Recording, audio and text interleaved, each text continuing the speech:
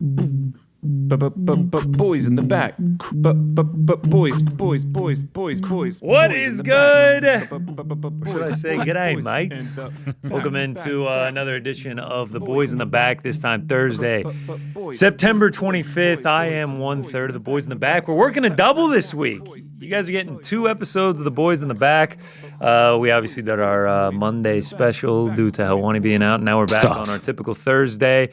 This time to preview UFC Perth, react to all the news and notes. I am 1/3 of The Boys in the Back, Connor Burks. Joined alongside me, as always, Mr. Monday Afternoon, back to his original Thursday spot. It's Eric Jackman. It's New York Rick. It's good to be back on a Thursday. But I did enjoy our little Monday. Ala Quinta joining us in studio. The fans seem to really enjoy that. So it was a good little time. Oh, Raging Out was fantastic. Yeah. I now have a wardrobe that's half full of Aya Quinta Realty shirts. I got a white edition. I got a black edition. I got a long sleeve. It's truly fantastic. Frankie, how you doing back there, man? You feeling all right? I know working 2 shows is tough for you. You know, working 2 shows, double the pay, double the overtime pay. I love it. Wait, you get paid for this? Yeah. I get paid in likes and subscriptions. So it's great. To what? To my personal YouTube. Oh. You guys are unfamiliar. Through the Frank lens? Through the Frank lens, exactly. Shout out. I got the Australia jersey on. I got the Australian hat. We can save that for a little bit later on in the program when we preview the card in Perth this weekend. Western Australia, the UFC makes its return. We got some news and notes to react to, though. Quite Normally a bit. You got, Helwani doing Monday, Tuesday, Wednesday. We're able to get in there and react essentially every day. Haven't really talked since Monday. Quite a bit has happened, like you mentioned. Let's start with Mateusz Gamrot getting his shot. He was calling for it on Twitter. He was banging the drum for it, and sure enough, he gets it. He will be taking on Charles Oliveira on just, 2.5 weeks' notice down in Rio, going to the man's home country and taking him on in the main event. I respect both sides of this equation so much. From the Gamrot side, obviously stepping into a big opportunity on very short notice in Charles's native country of Brazil and stepping into a big spot when it seems like many others weren't willing to, have to respect that. But for Charles Oliveira, Mateusz Gamrot is somebody that nobody really wants to take. This is the fight that is constantly out there. He's calling out everybody, and seemingly nobody wants to fight him. Stylistically, he's a nightmare for most people. And so for Charles Oliveira, headlining this card to be like, yes, I will take the guy that nobody wants to fight in this division to save the card. My hat comes off to Charles Oliveira. My respect grows for Charles Oliveira. A guy that no one really wants to fight, that doesn't really have that much star power. People obviously know who he is. He's 25-3. He's a top 10 lightweight in the world, but doesn't have that massive name recognition. And you're going from a guy in Fiziev who mostly is a striker now to an excellent grappler in Mateusz Gamrot. So I'm with you. The respect grows. Charles Oliveira had this to say about accepting his fight with Mateusz Gamrot. Adversário Mateusz Gamrot, esse é o cara que a gente vai fazer uma grande guerra. Mateusz Gamrot, that's the guy we're going to go to war with. The rest just wanted the hype, just wanted to talk nonsense. But that's part of it. That's how they think it works. Mateusz Gamrot, thank you for accepting the fight. It's going to be a war. The lion is hungry. I am full of desire. October 11th, we'll meet in the cage. So, yeah, he's a gangster. Charles is the man. He's ready to go against anyone. And honestly, on the flip side of that, Mateusz Gamrot is also a gangster. Yeah. We have the reaction video of him finding out that he got the fight against Charles Oliveira, obviously one of the biggest fights of his career, in Rio de Janeiro against a massive superstar in Charles Oliveira. This is how he reacted. Look at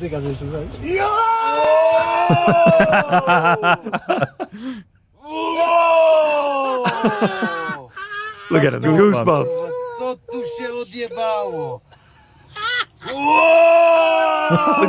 Look at this psycho. This is not how I'm reacting if I found out I had to fight Charles Oliveira in 2.5 weeks. I think this is just the reaction because he finally has a fight. Nobody wants to fight this guy. And we've heard Dustin Poirier bang the drum for him, talk about how he's ready to go against anyone. He's a savage in the training room.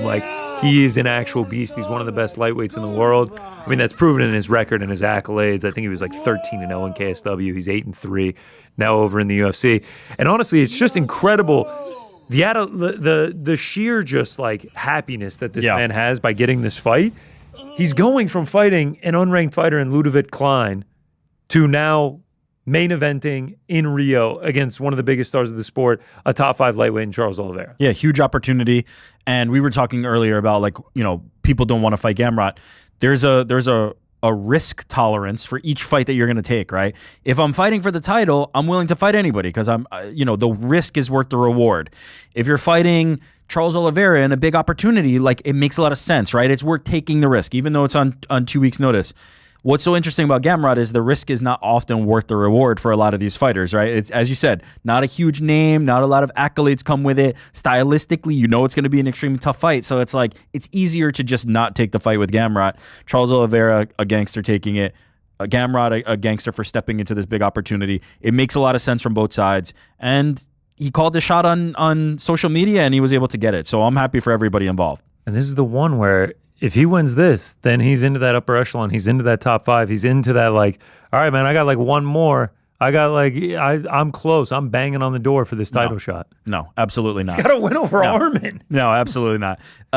Like Lerone Murphy, like Mavsar, it's going to take 15 in a row for Gamrot to actually get which is damn near impossible at 155. Yeah, there's no way that this gets him one away because his style is not one that the UFC takes kindly to. I guess who do you book him against after this if he wins? We'll get there once. I mean, he's got a massive test in Charles Oliveira in just 2.5 weeks. We'll see what happens in that one. I can't wait for it. That's going to be a great fight. Another fight that got announced on that card, Joel Alvarez. Oh, yeah. Making his welterweight debut, taking on Vicente Luque.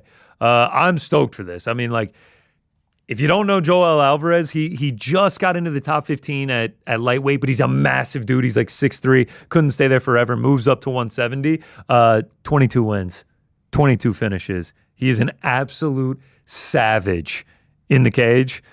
If he goes out and performs against Vicente Luque, it's just like, all right, welcome to 170. Let's go. Yeah, he's a human highlight reel. He's a every time out there, it's a performance that you need to see, whether he wins or loses. As you said, also physically imposing. Like, just the physicality on this guy is very different than a lot of the other fighters you see in the division. I'm always happy to see him fight. I think Vicente Luque is a decent matchup for him. Obviously, somebody with a good name and somebody that I think stylistically is going to play into the style that he wants.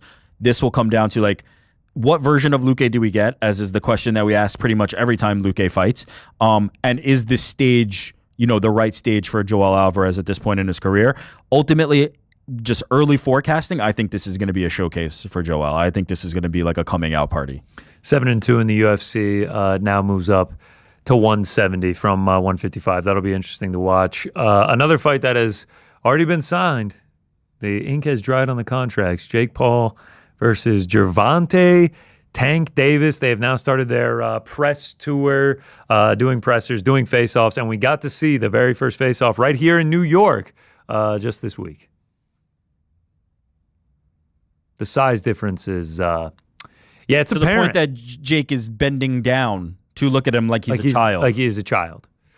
And, like, it's interesting to see, like, Jake is obviously, like, he's always trying to put on a show. He's always trying to entertain, to make it as goofy as possible.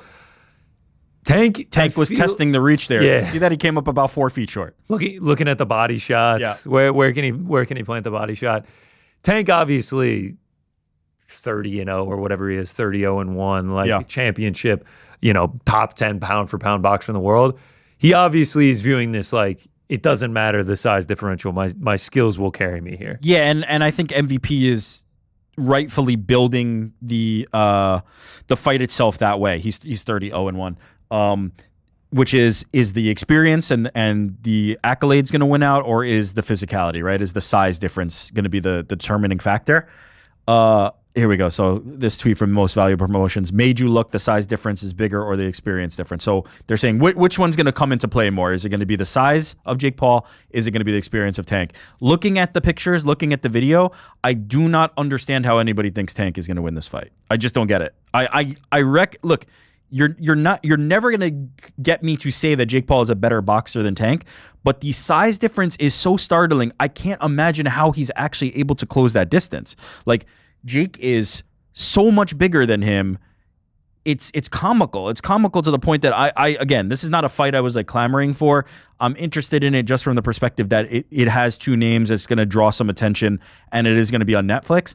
But the actual fight itself, like, I just don't see it. And I know, there's a lot of people out there, including the bookmakers, that are like, Tank's going to win this fight because he's a better boxer. I get that, but that's typically at the same size or even like a little remotely different size.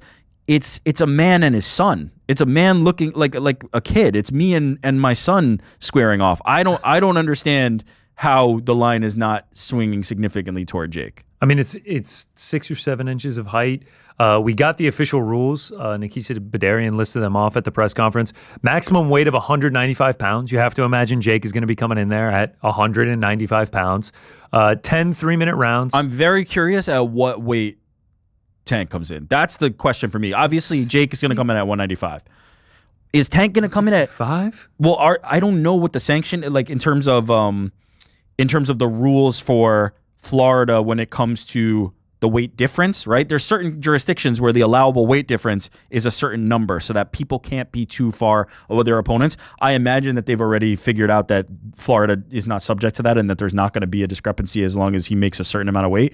But 170? What's the most that Tank could ever even possibly weigh at the size and frame that he has? That's what I'm saying. Even at 170, now you're talking about like, dude, he's just like a giant dude at this point for his size. Like he had to have bulked up massively for that. I'm definitely interested in how much Tank weighs for this fight. That's the biggest factor to me. They'll have 12-ounce gloves. There will be USADA testing and 3 commission-approved judges to score every round of this exhibition. Obviously, you could never sanction this as a professional fight with the weight discrepancy. Yeah, and so it will happen. It will happen. We got 6'1" versus 5'5". This feels like a lying 5'5" though. I am 6'1" when I stand next to someone. No offense to them, that is 5'5". I am towering over this person. Yes, I am much taller. We literally saw it. Jake is towering over Tank. It is bizarre to me that there's an expectation that like somehow the boxing skills of Tank, which are very high level, incredibly high level, is going to be enough to mitigate the fact that insane power as well. But it does have an equalizer. It's insane power. But if Jake Paul stands there like a cartoon and puts his hand on Tank's head and Tank is windmilling at him, how is he going to hit him? I just don't understand. Tough. It is tough, Terrence. Thanks for that. I'm all over the Jake Paul underdog. Let me just say that. I'm trying to find the line right now. What was the line that we found? When you said it last time, Jake was like plus 300 something. It is now Gervonta Tank Davis minus 215, Jake Paul plus 164. Yeah, that's a lot more reasonable. I'm still all over Jake Paul as an underdog. Some other fights were announced for that one. Alicia Baumgardner will be on the card. He always makes sure to add some high name value talent, especially in the female divisions, to his card. And they said it. MVP said it. The biggest fight card of the year, just touchdown in the 305. And at first when I read that, I was like, eh. And then I was like, wait, this might actually end up being the biggest fight card of the year with it being such a spectacle. Jake Paul, Tank Davis on Netflix. I have to The imagine. most eyes is what I'm saying. Yeah, this will be the most watched fight of the year, for sure. And if I'm not mistaken, it said on that poster, Alicia Baumgardner will be fighting in a 12-round, 3-minute. Exactly, 12 rounds, 3 minutes. Men's rules for lack of a more poetic way to say that. But yes, she'll be competing under 12 3-minute rounds. Ellie Scottney also back on that card. So yeah, man, it'll be a spectacle that'll be taking place next month, November 14th on Friday, the Friday before the MSG card. Here in New York, UFC 322. Tank Davis at the press conference forgot when it was happening. He was like, when are we fighting again? Yeah. They're like, bro, the 14th. When Nikita was going over the weight and the rules, he also seemed to forget that it's at 195 pounds as well. That's tough. We had the other face-off as well. They did another face-off, and I wanted to play the video because I'm interested in getting your thoughts on just them kind of building it. Like we see here, there's going to be a little... I mean, it is pushing crazy. From Tank, shoving. There it is. A little back and forth, and then ultimately, like from there, it kind of cools down. I don't think there's any animosity. I don't think there's bad blood. I think they both see this as an opportunity to make a lot of money. Shit ton of money. They're putting on a spectacle. There will be so many eyes on it come November 14th on Netflix. Do you think there's any chance Tank is just here to show up because it's an exhibition? Maybe. I mean, his excuse if he loses is like, bro, the guy had 40 pounds on me. and it doesn't count on my pro record. And 8 inches of reach. And I got paid $50 million for it. Or however much but it's such a bad look if you were. I guess Tank is maybe a little bit immune to this because I was going to say it's such a bad look if you lose to Jake Paul if you are an elite boxer. But at the same time, Tank's been talking about retiring for so long. I'm almost done with boxing. Like, dude, this is a monster payday. And then I saw Aiden Ross was at one of them, and he was trying to put a bet down with Tank, and then it ended up escalating to where the point Jake and Tank put an additional $2 million bet down on each other. We'll see if either of those get paid. If that actually happens, I feel like that happens at almost every Jake Paul fight, and then no one ends up getting paid from it. Yeah, and it seemed like Aiden Ross was like wanting to get in on it, and then once the money started escalating, he's like, no, you guys are good. Like, I'm out of here. I think it'll get paid because I think their purses are going to be enough to pay it. I just don't think they're going to have a very hard time building to this fight in terms of the like. Jake Paul fights are best when he has somebody who's a foil who I think has the animosity toward him. I don't think Tank really like dislikes him. I think it's kind of just more like very clear that Tank is here to be part of the show and be part of the circus that's coming to town. And I think they're going to have a hard time building the like true animosity. Not for nothing. The Mike Tyson one didn't feel like there was like true animosity there either. It was more like I'm locked in on Mike Tyson. I don't know. I don't know how many more of these Jake Paul can do. I almost feel like the next one has to be an Anthony Joshua type where it's like somebody who is clearly going to be trying to come take Jake Paul's head off and want that opportunity. But for now, I do not doubt that there will be a lot of people watching this. I will be watching this certainly. And yeah, we'll see what the build looks like. We'll see as this approaches. But Jake Paul on Netflix, he does it again. Yeah, bro. I don't even know if he really needs a foil. Like I think Gervonta Davis's role in this is to be like nonchalant and be like, bro, you are not a real boxer. I'm going to smoke you. The size difference doesn't matter. But if you do that and then lose, then what? If you do that and then lose. 50 pounds on me. Yeah. 7 inches of height. Gervonta does seem to not care, which I think is a good attribute for him in this scenario. But I don't know. I just feel like as an elite fighter, because he is an absolutely elite fighter, I don't know if you want to take an L to Jake Paul. And also, if you're Jake Paul and like, say you do knock out Tank Davis, like he would go crazy, get up on the ropes, go nuts. Yeah, of course. Pound for pound, great. Yeah. But it's just like, dog, you were double his size. No, that's okay. He's a pro boxer. He's a world championship level boxer. There is one other name putting his hat in the Jake Paul ring, but not in the actual ring. In the cage.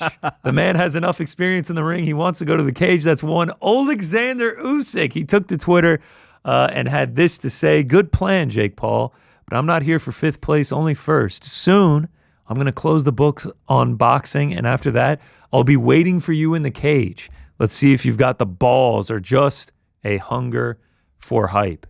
So where does this take place? PFL? And it would have to because Jake Paul signed for MMA to PFL. Are we getting in the smart cage? Alexander Usyk makes his smart cage debut. It would be massive for PFL. It's a brilliant move by Usyk because in the boxing ring, like it doesn't really like circles. He could do it. It would make sense from a money perspective, but like I don't know if people are necessarily signing up for that fight because it feels like a waste of Usyk, right? Usyk is at such a level that like a Jake Paul fight would be silly. Walk circles around him. The MMA fight adds a little intrigue to it, a little appeal. Also, Jake Paul not exactly versed in MMA, so it's like a little safer for Usyk to throw that challenge out there. I'm interested to see where that ultimately goes because Usyk has kind of like teased, Alex Pereira, now Jake Paul. He's kind of doing that thing where Tyson Fury used to do where it's like you talk about some of these guys and then you ultimately don't end up in the ring until, guess what? Francis Ngannou fucking ends up in the ring with Tyson Fury. So monster payday for Usyk, and I would watch the shit out of that. I would watch it. Usyk versus Jake Paul in MMA. Yeah, I'll watch it.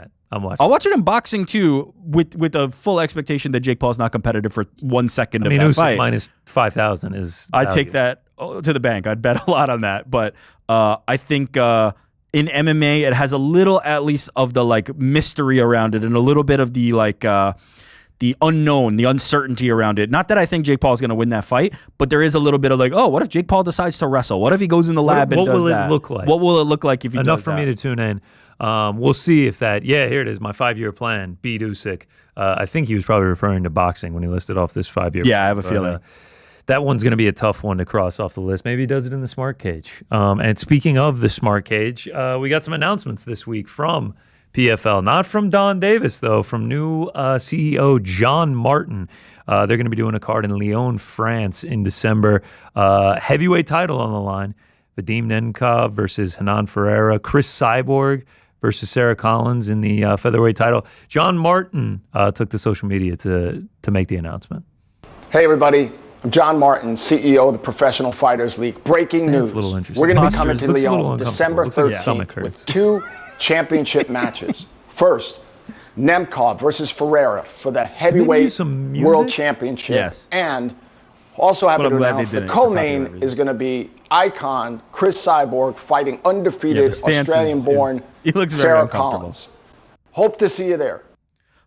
There's the poster for it. All right, so a few things here. Yeah, the stance looked a little bit uncomfortable. But do you like the video? Do you like the idea like Dana White does the if you don't know now you know, and it's like Dana talking to you. This feels like their version. Do you like that idea? Definitely wasn't the if you don't know now you know, because he didn't give any background at all. He was just like Vadim Nemkov, Hernan Ferreira, Cyborg, Sarah Collins, video out. Could use a little bit of music underneath. Yeah. A little bit of hype. He needs a tagline too. He needs a "What's up, guys?" Okay. He needs like version. What Dana White does. He needs his own version of that. Maybe do you feel like he has that kind of energy? The "What's up, guys" energy? We just got to get there. We just got to get there. That was the first one. He was probably a little bit nervous. But I do like this announcement. Yes. Because it came with essentially a slew of other things from the PFL.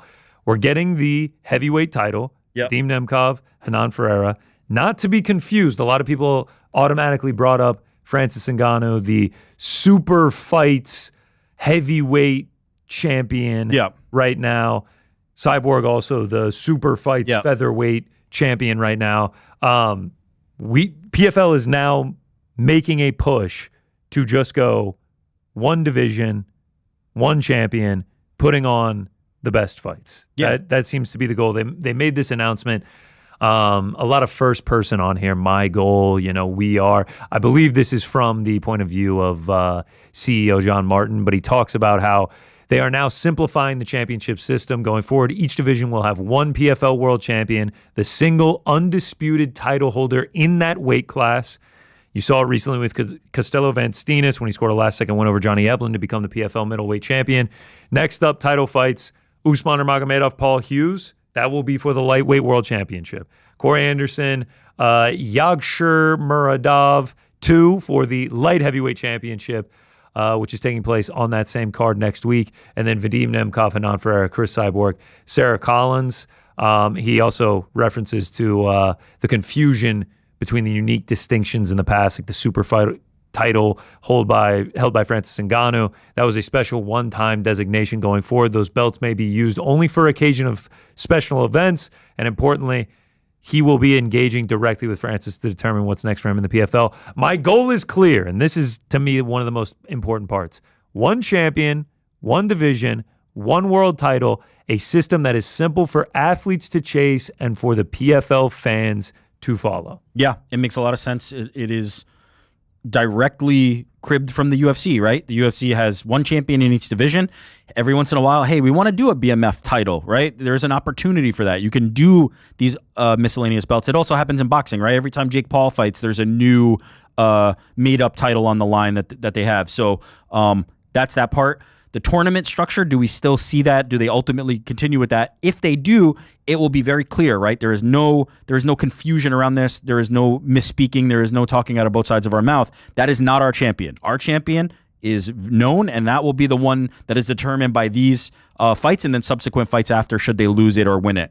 But those tournament champions, if they continue with tournaments, are not going to be champions. They're just going to be tournament winners.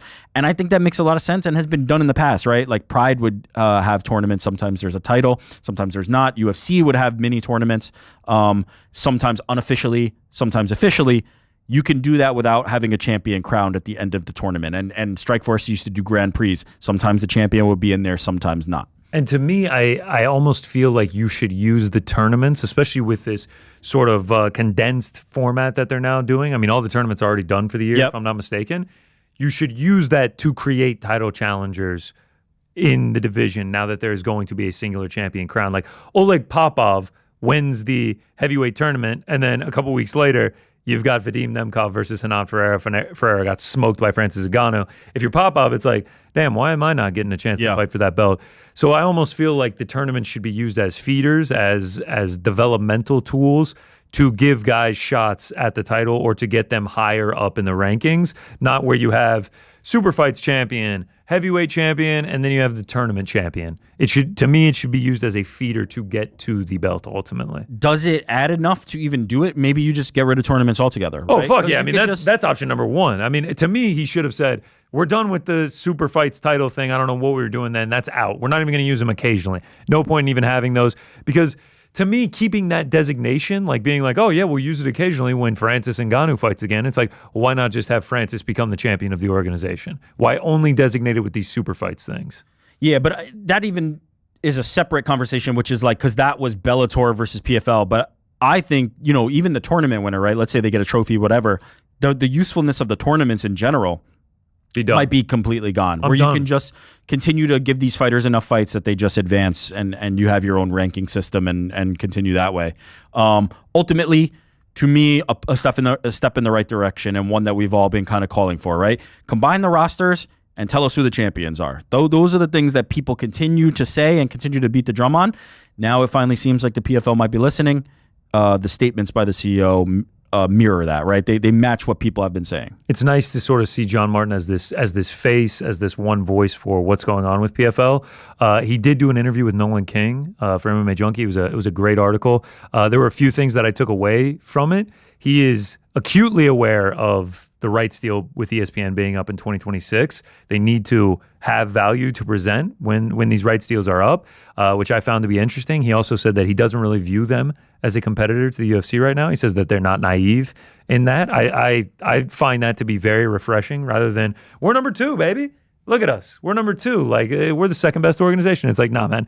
We're creating our own brand over here. We're not a competitor to them now, but maybe one day we can achieve that status of being such a big brand that they're a competitor. And then obviously what we just mentioned, the simpler format. All those things, I just feel like, has PFL moving in the moving in the right direction. It's good to be able to point to a face. We have a quote here from John Martin from that article. I think we've been asking the fans a lot to keep track of all the various formats. I'm interested in putting on the best fights we can for as many people as we can. So that would seem to allude to, like, maybe no more tournaments, the idea of let's just simplify what the offering is. I don't necessarily think tournaments don't serve a purpose. They can be fun. They can be exciting. They were one of the things that I think Scott Coker and Strikeforce, and even in his run with Bellator, kind of did that got people excited, because tournaments like lend themselves to you being able to identify matchups that are upcoming. But I would use them sparingly, and otherwise you can continue to kind of build these divisions. Their problem is always going to be talent. That is the mission. That is the issue. That is the thing that always, prevents the number 2 from advancing upon the UFC. If they can continue to sign top level talent, and that doesn't necessarily mean biggest names of today, but maybe the names that are going to be the biggest tomorrow, those future stars, that's when you're really going to make inroads. But structurally, I like the direction they're going. Now it needs to become a place that talent want to sign, right? PFL needs to be a place where the Gable Stevensons of the world consider going with PFL as opposed to just going straight into the UFC.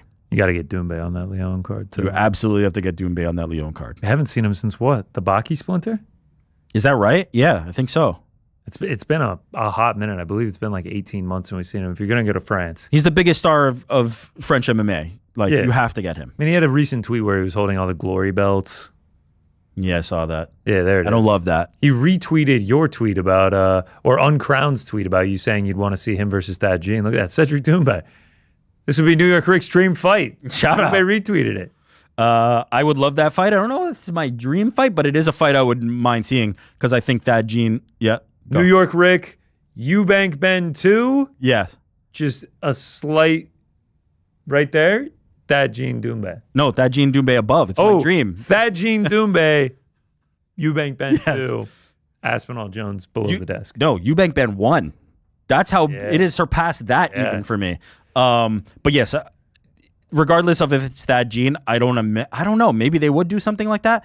It has to be Cedric Doumbé. If you go to France, You must put Cedric Doumbé on this card. He's the biggest star you've got. And quite frankly, like, it's been a minute. We need to get that momentum. It felt like he had a real momentum behind him, a real moment for the PFL. And now it feels like he's just kind of like faded into obscurity. He's one of their biggest names. Like, you need to bring him back ASAP. I also like the idea of getting him out of Paris into another French city. I imagine the fans will be just as crazy. And it would also be huge to put on another quality card to end the year. Like, next week, I am very much looking forward to that PFL card. Usman Nurmagomedov, Paul Hughes at the top, Corey Anderson versus Yagshurmuradov. Always tough to... Shout out Dovlet. Shout out to Dovlet. Always tough to pronounce that one. In the co-main, you got 2 title fights. You got Archie Colgan, JJ Wilson. You got the return of Artem Lobov. You got Magomed Magomedov versus Sergio Pettis. Like, this is a solid card taking place on a Friday afternoon that I'm looking forward to. To be able to cap the year off with another solid card highlighted by 2 title fights would be massive for me to the PFL going into 2026. Things are looking in the right direction. Things are looking well placed, and like even the fact that they are doing Nurmagomedov versus Hughes after it seemed like we were getting mixed messaging on whether that was even going to be the next fight and that was going to happen. They are making the right calls right now. Now it's about locking those TV rights, make sure that you're signing future stars, and then just put on the cards, right? Put Dakota on in the headline spot of a card. Put Cedric Doumbé on a card. Get Francis Ngannou back in the cage. You're going to start building. You're going to start getting momentum. Get Alexander Usyk, Jake Paul. Get Usyk versus Jake Paul going. There's ways for them to kind of make inroads in becoming the number 2 that I think MMA kind of requires at the moment. But it's starting here, and they're making the right calls right now. Speaking of the C-suite, UFC TKO, I believe, COO Mark Shapiro, yes, was on a Goldman Sachs earnings call. Was on a He's on a Mark Shapiro is to conference calls as Ilia Topuria is to press conferences. Yes. Every time I turn around, Ilia Topuria is at a dais. Every time I turn around, Mark Shapiro is on a call saying something. And we have a quote panel of what he had to say about UFC and site fees. And he mentioned, if we've got a St. Louis card going up against the Des Moines, Iowa card, shout out, if you want us back there and you've sold out and broken records in your arena, you're going to have to pay for us to come back, or else we're just going to take it to another town. It's just that easy. Talked about how they essentially want to sell the 13 pay-per-view cards to different cities. Talked about, Chicago just had a card for the first time in, I believe it was 6 or 7 years. They're already asking about bringing them back because they broke the gate, the records, everything like that. Michael Jordan played here, and we broke the gate. If you actually look into that, we're 30 years later. Yeah. Tickets have become just infinitely more expensive. Of course, you were able to break the gate of something from the 90s. And then he talked about having 30 additional fight nights that can essentially be on sale to take to these different cities. Saudi Arabia paying $20 million to bring a fight night there. Yeah, this stood out to me because it seems like Mark is doing, as you said, an earnings call seemingly every week, and the quotes are becoming more and more like this, where a lot more of this business, a lot more of this was kind of happening behind the scenes, right? Now, obviously, TKO being a publicly traded company, there are obligations in terms of doing some of these calls and things to be speaking about. But it does feel a little bit off for executives of the organization to just be laying it out this plainly while simultaneously increasing ticket prices to the point that real fans of the sport are not able to attend them, right? Looking at how much money they can now command, where cities are we're going to pit St. Louis up against Iowa, and whoever's the highest bidder, that's where we're going. This idea of how much money the UFC and TKO are able to generate, and by the way, this is happening on the WWE side as well, right? They're now going to Saudi Arabia for WrestleMania. Everything has a price at this point. I think he specifically mentioned it'll be the same thing for Raws and SmackDown. Exactly. Like that. And so they can command this, and more power to them. It's great business. They should continue to do this. But the glee with which we are celebrating this idea while simultaneously pricing out our most devoted fans just feels wrong to me. It feels wrong.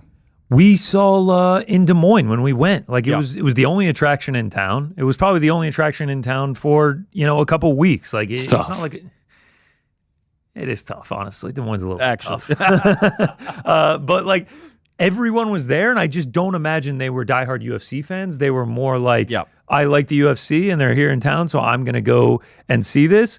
I don't get an opportunity to see this often, so I'm going to spend my money and go. So you are kind of pricing people out like that, and you're pricing cities like that out. Like, how is a Des Moines going to be able to beat out even like a St. Louis? Like, how are they going to beat a city like that? Well, they probably will until the next time, and then they know that the price is going to go up and a bigger city's going to have it. And we see it when we get into London's and New York's, where it's like fans that are watchers of this show and just regular fans that we interact with who are like, I can't afford to go to these cards. Like, I absolutely cannot afford to. I have lots of people who are like regular fans who write me all the time, and when the Chicago card came rolling around, they're like, I can't go. We've been dying. We've been waiting so long for this card to come back to Chicago. We've been calling every week, and everybody's been writing. I literally can't afford to go to the Chicago card. Bro, when I went to UFC Atlanta, purchased tickets for that, nosebleeds, $220 a piece. Yeah. I did like the joke where it's like, come on, ref, and it's like the zoom out, and everyone's just like, don't you have a job? Like, you're sitting up there with God. And it's like, bro, these tickets were $220 a piece. And I like had friends from Atlanta that I wanted to go with me, and like, I couldn't be like, yo, let's get lower bowl for $400. And then like, I had a hard enough time. I had so many friends drop out because the tickets were so expensive. They were like, bro, I'm not paying that to go to a UFC event. And the Atlanta card like kind of sucked ass. And like my two friends that did go with me that aren't really UFC fans were like, you probably wouldn't do that again. Gonna skip out on that one. And then like here in our city, Madison Square Garden, UFC 322, cheapest ticket to be sitting up in the bleeders right now, where you got to get the binoculars out there, where it's just like, who's that walking right now? You can hear birds. Yeah, you can hear birds, bro. You are sitting with the Almighty. James Tehuta, the Almighty. $452. Yeah. $452. It is crazy. Now, again, this is not an indictment on the UFC's business, because they are filling these stadiums and these arenas, and they can continue to do it. Also, tickets across everything, sports, events, concerts are just inflating at a rate that's like hard to keep up with. Yeah, and there's problems with the ticket sellers and the scalpers and other people as well that fold into this. But I do just wonder how long the UFC can continue to kind of flaunt their record earnings that are on the back of real fans of this sport kind of getting priced out. It does feel like there will be a moment where that comes to a head, where you can get away with this now, but like next time you come back, does anybody show up after those people already paid for that ticket the first time? It'll be interesting to see. I don't imagine that will have kind of any like real reckoning on this for a while, but it is a developing trend that I'm continuing to notice, where UFC is out front talking about how great they're doing, and TKO in general, right? WWE smashing, UFC smashing. We're making all this money, and then every time I'm hearing messages from real fans who are like, I can't get into this building. I saw a tweet. A guy was tweeting at Dustin Poirier, like diehard Dustin Poirier fan, essentially asking for a birthday shout out from him. And he was like, man, I'm born and raised in Louisiana. I'm a diehard fan, everything like that. Me and my wife went to UFC 318 in New Orleans, we're still paying off the tickets. And then continued like, but it was so worth it. I would have done it 10 times over, yada, yada, yada. And it's just like, bro, that was 2.5 months ago. And like we got the Klarna out just to get UFC tickets. Like it is actually tough. Like it is tough. It is tough, man. It's tough. It's tough. Also, like another thing that like I do wonder is like, is there a chance where like you just get into this repetition of cities where it's just like, oh, you go to Sydney and you go to Perth and then you go to Chicago and then you go to Macau and then you go to London and then you go to Paris, and these are the same cities that just cycle through every year, and like these Des Moines, and like you're never gonna get a Nova Scotia again or like a Prague or anything like super random out of nowhere. Like, do you get into this sort of cycle of places willing to pay for it? We already see that with some, right? Like the regular New York. We had like 4 years in a row where we got the Salt Lake City card, and people are like, why do we keep going back to Salt Lake City? Utah ponied up for that. The same way New York, the same way Saudi. There are certain locations that are already locked in that capacity. I don't imagine we'll go like on a schedule that becomes repetitive in that way, because I don't know how many times the locations can afford to pay these site fees each time, right? It's a one-time thing where all of a sudden it boosts the economy. You have tons of people either coming into town or from the town spending a lot of money at these events and things like that. But The second visit might not be so hot. And then the third visit might not even be hotter than that. So you start to see diminishing returns on this. I think much more likely you see some of these like, we're in a new location, and then you don't see that for a while. We're in a new location, and you don't see that for a while. And you kind of cycle through those. But it'll be interesting to see. UFC and WWE have reached a point where they can command that if you don't pay us, we're not coming. And it's a good place to be, because in addition to that, the UFC can just be like, man, we're in Vegas then. If we're not on the road, we can just be in Vegas, and it won't cost us a thing to produce and to travel. And so either go on the road and get paid, or you stay home. It's a great business proposition for the UFC, but I do wonder what the long-term consequences of this are going to be. Yeah, I mean, I always think back to The Rock when WWE was making their Raw debut, and he came out and he was just like, you guys are part of a gate-breaking, record-breaking attendance here in LA. And it was just like, and everyone was like, yeah. And like I was sitting on my couch, I was like, these people are cheering because they paid the most money for tickets. And then like those Klarna bills hit, and they're like, ah, fuck. That's what I'm saying. I'm like, it's not like there's more seats available than there was last time. They're just charging more for the tickets. So, we'll see as the UFC schedule continues to just truck on and roll on, and they continue to add these places to go to. Some more news and notes. Alex Pereira, a video dropped, I believe, from his YouTube channel of him leaving the UFC PI, and he was pretty fired up about this interaction with Magomed Ankalaev. Obviously in Portuguese, he says, something funny happened just now when I was leaving the PI. I saw Ankalaev's coach there. I stayed to myself. I didn't see Ankalaev. And the funny thing is, when I left the PI, when I got to the car, someone from my team was still inside, and he heard the girl from the PI say to Ankalaev, he can come now. He's already left. Like, damn. He was hiding? They hid the guy in a little room, man. This guy thinks I'm going to run into him and start fighting. Do I look stupid, bro? So a interaction that wasn't actually an interaction between Alex Pereira and Magomed Ankalaev, who will rematch from their March fight next week at UFC 320. And then Ankalaev took to Twitter in response to it. He said, this clown who I'm fighting said I'm hiding from him. I'm giving him a rematch, and he should be very grateful. I whooped him for 5 rounds, and I did everything I wanted to him during the fight. Let's focus on fighting and not trash talking. This guy has been knocked out 3 times in his career. I've never even been knocked down. This time, I will give him his 4th knockout. End of the story. From Muhammad Big Onk Ankalaev. What do we make of the energies here? Tweet views are crazy. 8.8. This guy is the champion of the UFC. Not for nothing. I think there's a real understanding that like nobody believes it's him. So it's like, what's the point of following? Yeah. What do we think of the different energies? Like, I'll say this. I was a little bit surprised to see how fired up Alex seemed to be about it. Like, we don't see him very animated often. And his entertainment, his delight at the idea that Ankh was hiding for him seemed like the most we've seen from him in a bit. It's also seemed like there's some real animosity in interviews that he's done. Like, it feels like there's a dislike for Magomed Ankalaev, and it feels like he is wholly determined to get this belt back.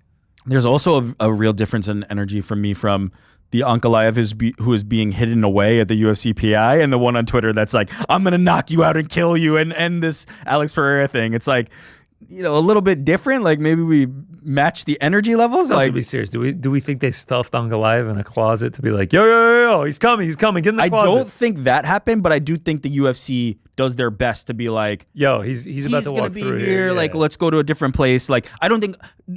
Let it be stated for the record and very clear. I do not think Magomed Ankalaev is like scared to see Alex Pereira. I know that he is not scared to see Alex Pereira. It was much more like we're saying, where it's just like, you want to keep opponents away from each other. You never know how this goes. There have been interactions at the PI that were not, peaceful. And so you don't want to have those situations replicated, especially on the verge of this title fight, this rematch coming to fruition. And so I think it was certainly that.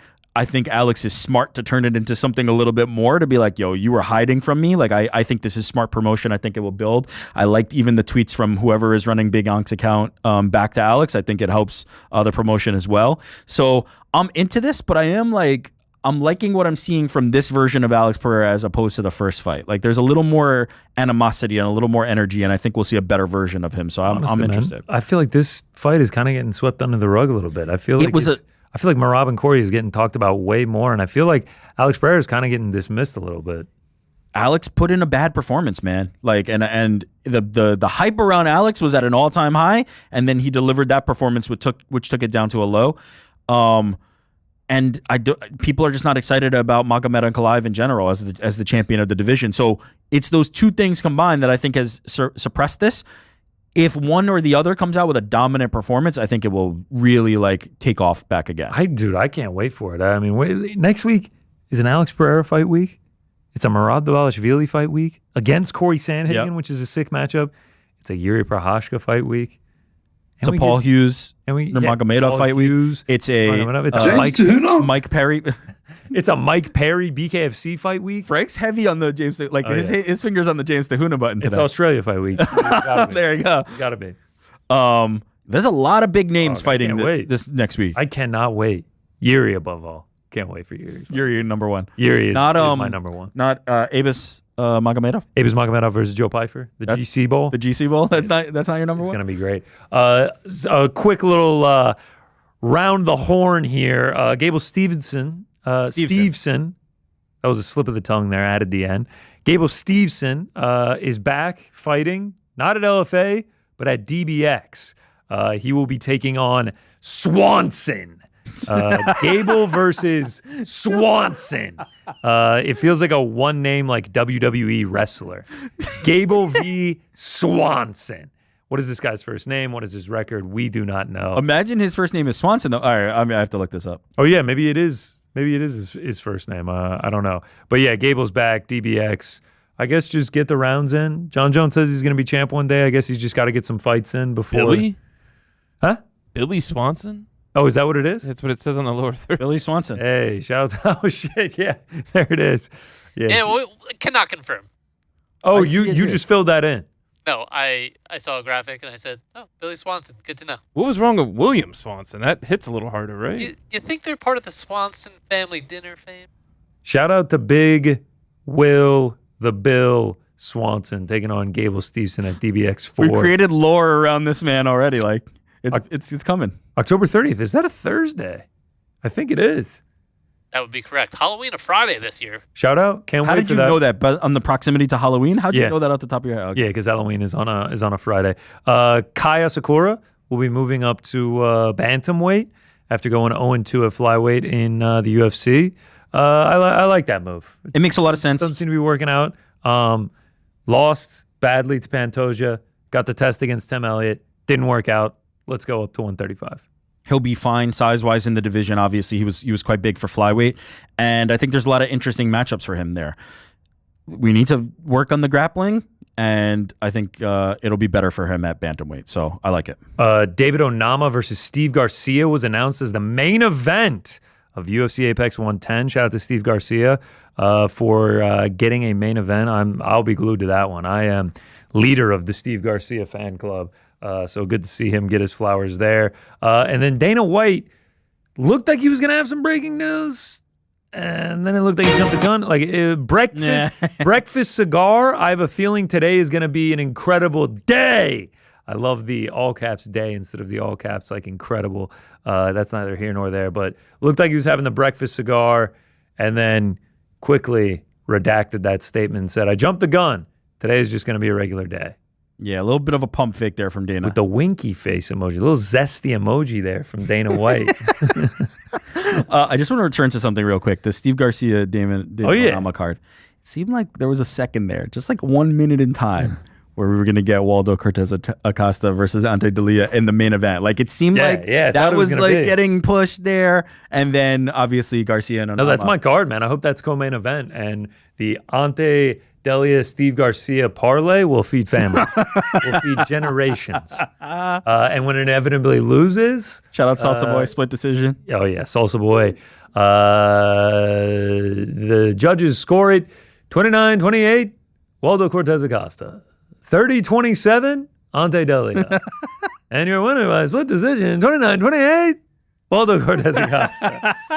God damn it! Shout out Salsa Boy. That's how I'll be on my couch.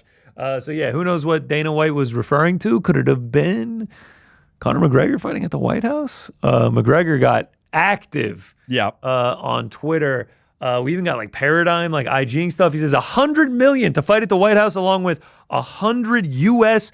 golden visas, which is like these Trump cards that have come out that have $1 million in monetary value. So $200 million total for McGregor. For the visas will be for himself, family, and friends. He looks very forward to entertaining the fighting world once again. A pleasure he never takes for granted. I believe he had one other tweet about this. Yeah, there it is. The Trump gold card is here. Unlock life in America. I swear to God, this looks like an Apple. Like you could just exchange that with like iPhone Air is here, and like it would look like the exact same thing. Okay, let's talk about the circumstances that he's laid out. Let's talk about his stipulations here. $100 million. Yep. What is your immediate reaction to Conor McGregor demanding $100 million for a White House fight? I don't know. Like, if you're doing the card at the White House, you might as well empty the clip, no? To me, if you're giving John Jones $30 million, you can give Conor McGregor at least 50. Well, I know there's going to be some people who are like, yeah, no. But ultimately, like, that feels like a discount to me. Like, White House card? $100 million? Conor McGregor is going to generate a lot more than $100 million of attention and actual profits for this card and in terms of Trump gold cards. And we'll talk about that part in a second. But in terms of what visibility he would bring to Paramount and assuming CBS, right? We're going to assume that this card is on the big network channel. $100 million is a discount for what Conor McGregor is going to be able to bring to that card. So I don't know if he gets it ultimately, because I don't think the UFC is in the business of like empowering Conor McGregor to that degree, especially when he has mentioned before having 2 fights and this one would be one and then there would be one more after that. I don't know if you can pay him $100 million, but as far as like, should they? Absolutely. Conor McGregor would be worth every dime from a business perspective if you're able to make that happen.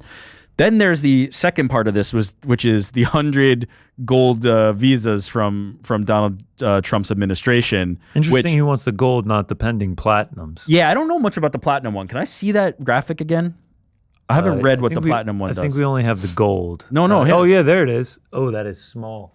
Sign up now. Yeah, here we go. Secure your place on the waiting list for the Trump Platinum Card. For a processing fee and after DHS vetting, a $5 million contribution, you will have the ability to spend up to 270 days in the United States without being subject to U.S. taxes on non-U.S. income. Yes, this one's the one for foreigners who are going to come and be able to exist tax-free from a business perspective.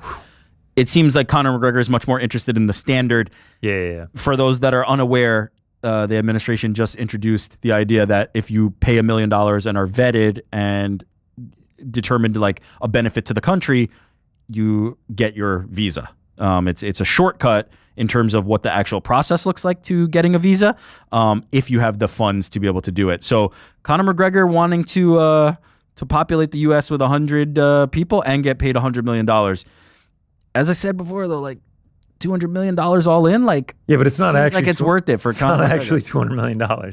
It's $100 million, and then these things that they've placed the $1 million monetary value on, like, you're not going to sell them anyway.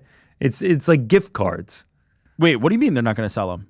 Like it's not like they are going to run out of these visas by giving 100 to Conor McGregor. Oh, I see. Yes, but I imagine that they're going to collect some fees on that. Like, you can't just be handing out what costs $1 million for free.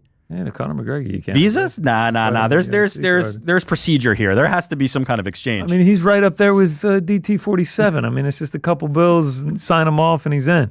It's going to be interesting to see what ultimately like all of this I think is academic at this point, and there's almost like no point in speculating.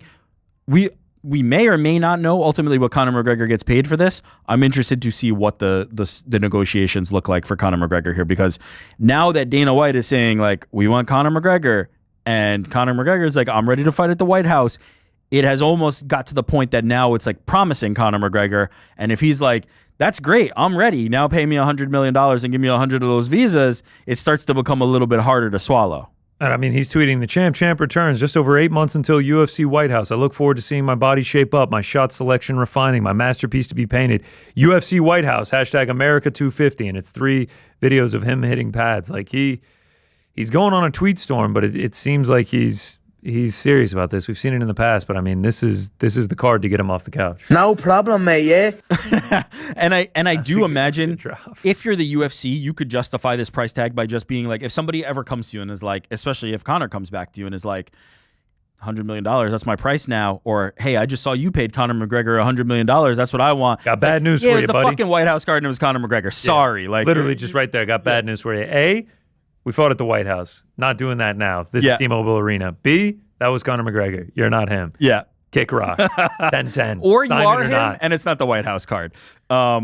Interesting to see how this will develop. We'll see ultimately. I imagine that there will be a way to do business. I imagine that there will be a way to come together. I don't know if it's 100 million, but as I said, if it is 100 million, I do think he's worth that from a business perspective. Busy week in combat sports. Got all caught up, the news and the notes and everything. Now we're going to look ahead to UFC Perth. Wait, before we do that though. Okay.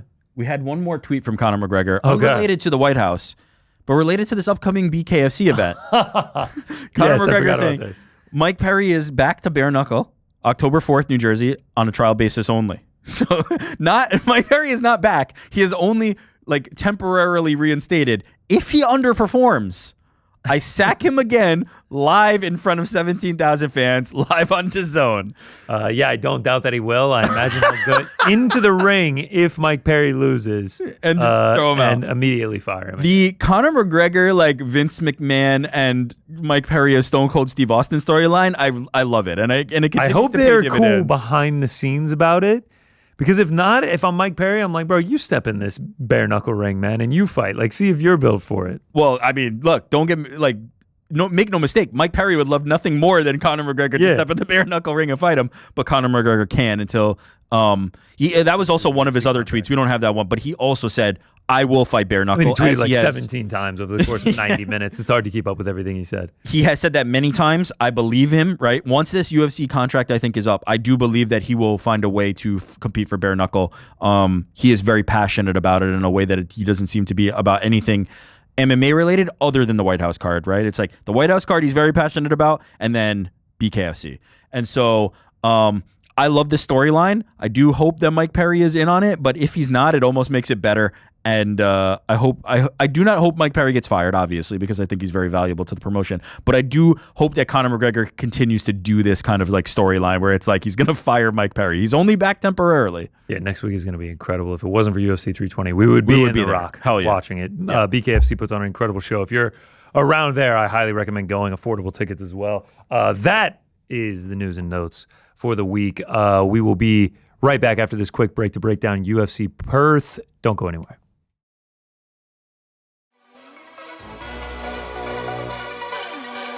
Did you use that sentiment as fuel in the build-up to the fight? It was a sense of me proving everybody wrong that think that I couldn't win. Can we look at history when we look at all these great fighters that moved up in weight, and it was smaller guys that went into bigger divisions and beat the bigger guy, and they don't do their research. You stop me when you're ready to say North Carolina is definitely going to win a game.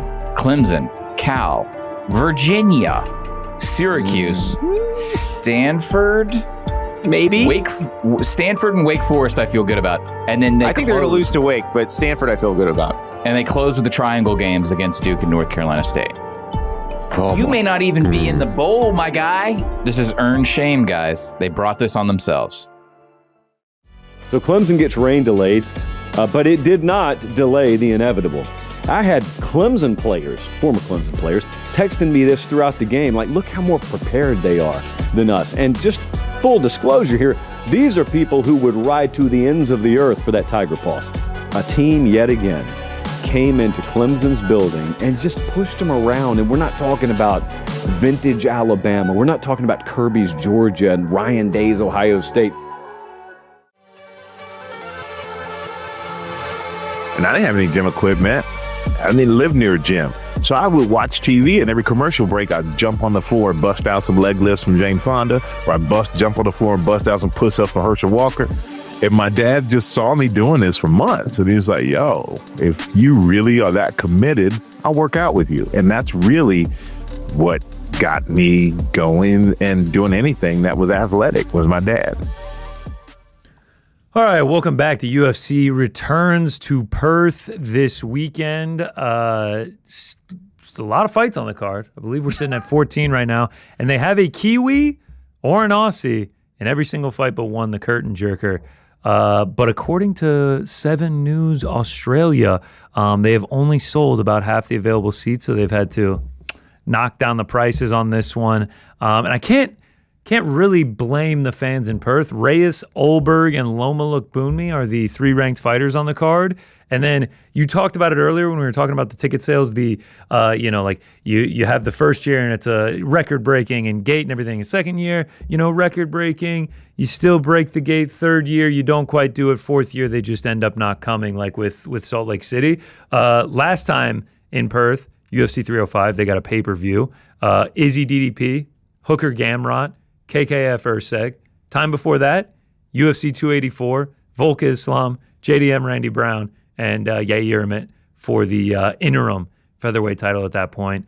So it's just like... This is not quite that. Now you're getting Dominic Reyes versus Carlos Olberg. There's no Volk. There's no Whitaker. There's no JDM. There's no Ty. There's no Kai Kara. There's no Dan Hooker. There's no Izzy. There's none of these like massive stars from this Oceania region. And like beyond the main event, it like... I don't blame them for not wanting to pony up for this one. Yeah, I mean, you laid it out perfectly when you were going through the list of names from the last cards.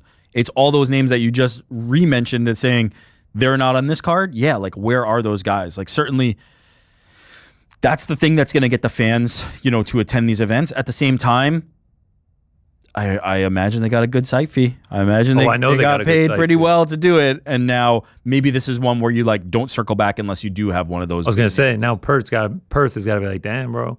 We had these 2 cards and then we paid this exorbitant site fee and this is what happened for us. I think it will end up being good business for everybody involved. But yes, like we are starting to see where if you don't deliver on the cards and you're just going to these territories for the site fees, the fans are going to express their opinion on it. Shout out to the Rack Arena. Love the blue. And it's a 7 p.m. start over here. It's like a pay-per-view card.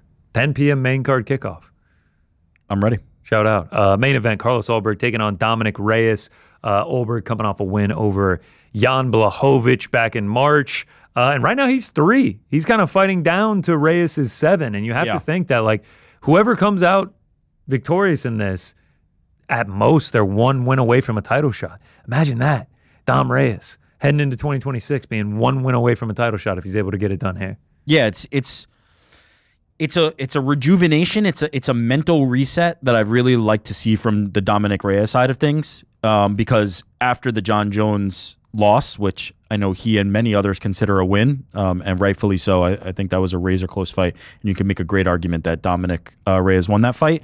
It was extremely tough sledding to the point that people like had right to be concerned, and he was pressing so hard. He wanted it so bad. It was nice to see him get that monkey off his back and now be able to settle into this world where it's like he's a dangerous guy again. Like he is a guy that you probably don't want to see opposite you because of the physicality, because of what he's able to bring to the table. I'm really happy to see it. I think a lot of MMA fans are really happy to see this like rejuvenation from Dominic Reyes.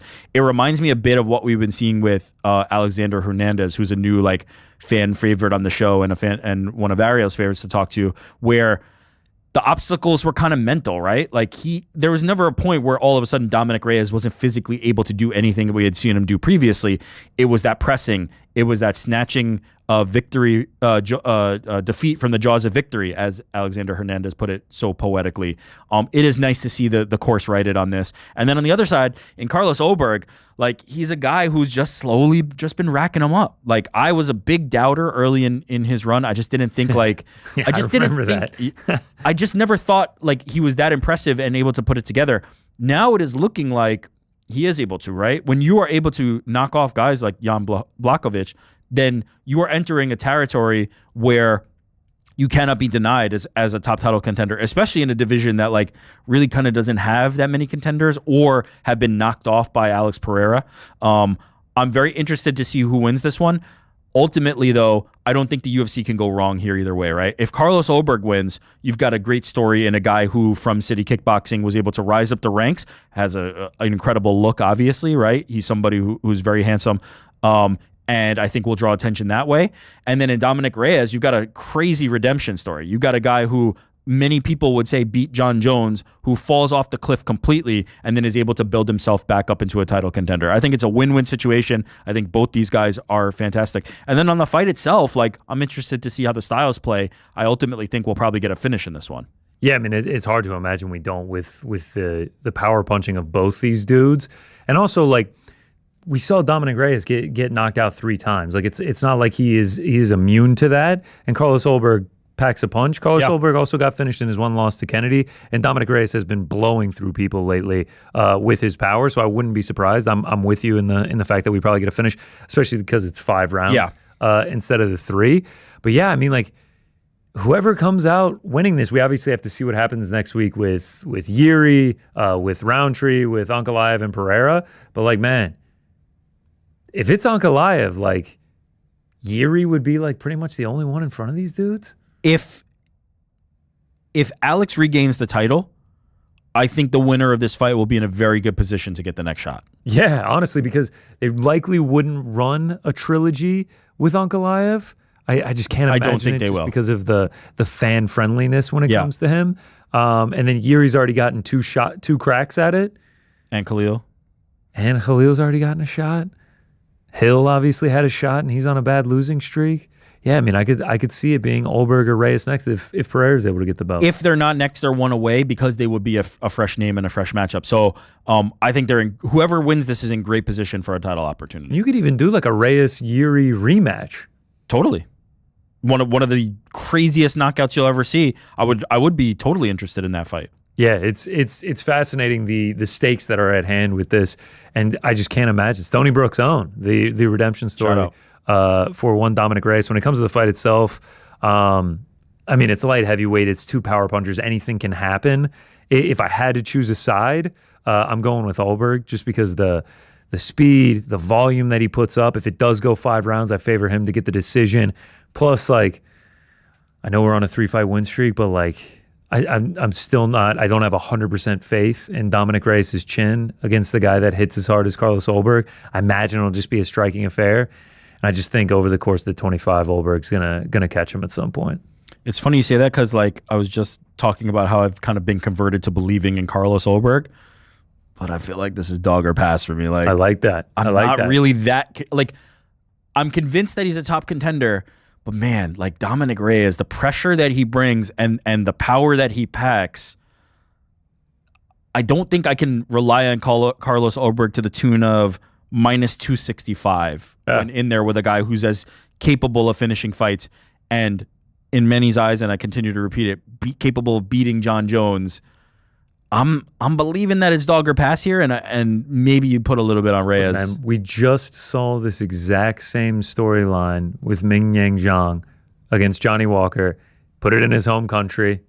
You build him up to be like, all right, this is the moment where he cracks in, and then he falls short, and like, he gets it done against a veteran that fans have grown to appreciate. Yeah, it would be almost a mirrored storyline if Dominic Reyes gets it done. And it's one we've seen in the past, right? Sometimes it's just like, now, the Yan win makes me like comfortable, right? The Yan win makes me go like, okay, Carlos is real. He's of this level. Carlos is at this level. But man, -265 against a guy on a roll like Reyes has been, who has been in there with the cream of the crop, to the literal GOAT, the actual GOAT, and some believe beat him. It feels like it's like a bridge too far for me to believe in him that much at that number. But if you give me a coin flip, I probably lean Ulberg, because as you said, right, like the technicality, the cleanness of his striking, his ability to knock somebody out in Reyes, who we have seen knocked out much more frequently. I believe in that, right? I believe in that. But you're giving me pretty decent dog odds. I do feel like I lean ever so slightly toward the Reyes side of the equation. Yeah, it's gonna be interesting to watch, man.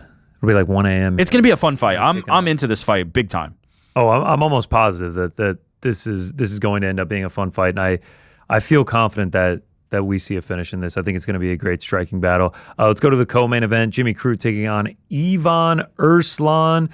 Jimmy Crute back just like 2 months after fighting at UFC 318. Ended his loss streak. Like, he was on like one of the weirdest runs we've seen. Finally back in the win column against Prochnow. Ruslan, 0-2 in the UFC after a decent run in KSW. I don't know. I don't know what to make of Ruslan in the UFC. And like Crute is just like this odd fighter that he's just like, I just don't know what I'm going to get with him every time he comes out. You have to think that Jimmy Crute's experience at this level is going to pay dividends here, right? Like I've not been impressed by Ruslan, and don't get me wrong, like I know Jimmy Crute is up and down, right? As you said, like there's this kind of like crazy, weird streak of fights, but it was good to see him get on track in the last one. I think it'll be a Jimmy Crute showcase, but I've also thought that before. I'm going Ruslan back against the wall. Yeah, 5-4-2 in the UFC. I'm for Crute, yes. Yeah, it's just crazy to see 5-4-2. Yeah, no, I think Jimmy Crute will get it done here, but I am open to being proven wrong. Jack Jenkins taking on Roman Tavares. Jack Jenkins had a nice start in the UFC, been on a bit of a win-loss streak, had the bad arm injury a few fights ago. Roman Tavares last time out against Davey Grant. Lost, but like an okay display in a loss, and I believe his UFC debut. No, because he had the Surrey City, ended up fighting him twice, fought him on Contender Series and then the UFC as well. The boxing of Tavares is nice, but I like the leg kicks of Jack Jenkins. Don't know if we should be trusting Jack Jenkins at a price tag of like minus almost 300. But like there's not many spots to pick and choose. Like this is a tough card from a betting perspective. I'll go with the hometown guy, Jack Jenkins, to get it done. I'm with you, but again, like you said, like it's hard to lay money on Jack Jenkins at that price. Like it's hard to feel as confident as you'd want to be, but I do believe stylistically, like this favors Jack Jenkins big time. Like in a best case scenario, like he should be able to cruise here. Yeah, like they were obviously intentional with the way that they built this card. They did it with a ton of guys from Australia and New Zealand, like Carlos Olberg from New Zealand in the main event, Jimmy Crute, Australia, Jack Jenkins, Australia, Jake Matthews, Australia. Like you have a lot of Australians and New Zealanders on here, but like not a ton from like a name value perspective that you're going to get super hyped about. Yeah, and that said, the vibe in the arena for the local guys is going to be insane. Like for sure. We see this on the Canadian card sometimes, right? Where it's like, okay, it's not GSP in here, but like when Jasmine fights, when Mike Malott fights, when some of the other guys, when even MAB fights, like the crowd is going to get into it. I think we'll see a similar thing here, especially if the Australian or the Pacific Island fighters, it starts to like build, they're on a streak, and the momentum starts going like it did kind of with the Mexican fighters during the Noche card. The Mexican and the French fighters both had a ton of success. This will kind of feel like that arena will start rocking, and you'll feel that. So I think it can really be a good vibe, and that they need to get it done though. They need to like maintain position here.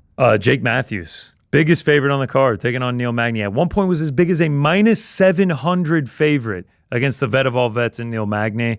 Magny back after like 6 weeks. Got a win over Alexi Deleski dos Santos. Now he flies across the world to take on Jake Matthews. Jack Matthews on a 3-fight win streak. Honestly, like he's been on a decent run. 4 of his last 5. Only loss was to Michael Morales, who is getting close to being in the title conversation. Yeah, and this story kind of mirrors what I was talking about in terms of the mental, right? Like he's a guy who has always had all the tools. He's one of the like uber prospects that has been around forever. It's startling to look down and see how many UFC fights Jake Matthews actually has.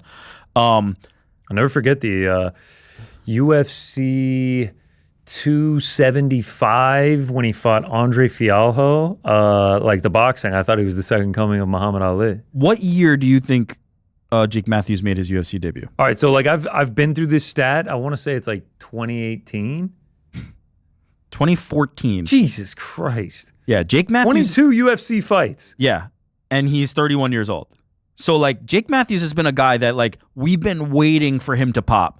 And much like I was talking about, like, an Alexander Hernandez, even a Dominic Reyes, like, it feels like the things are all clicking properly for Jake. And we see it in the performances here. I don't know if...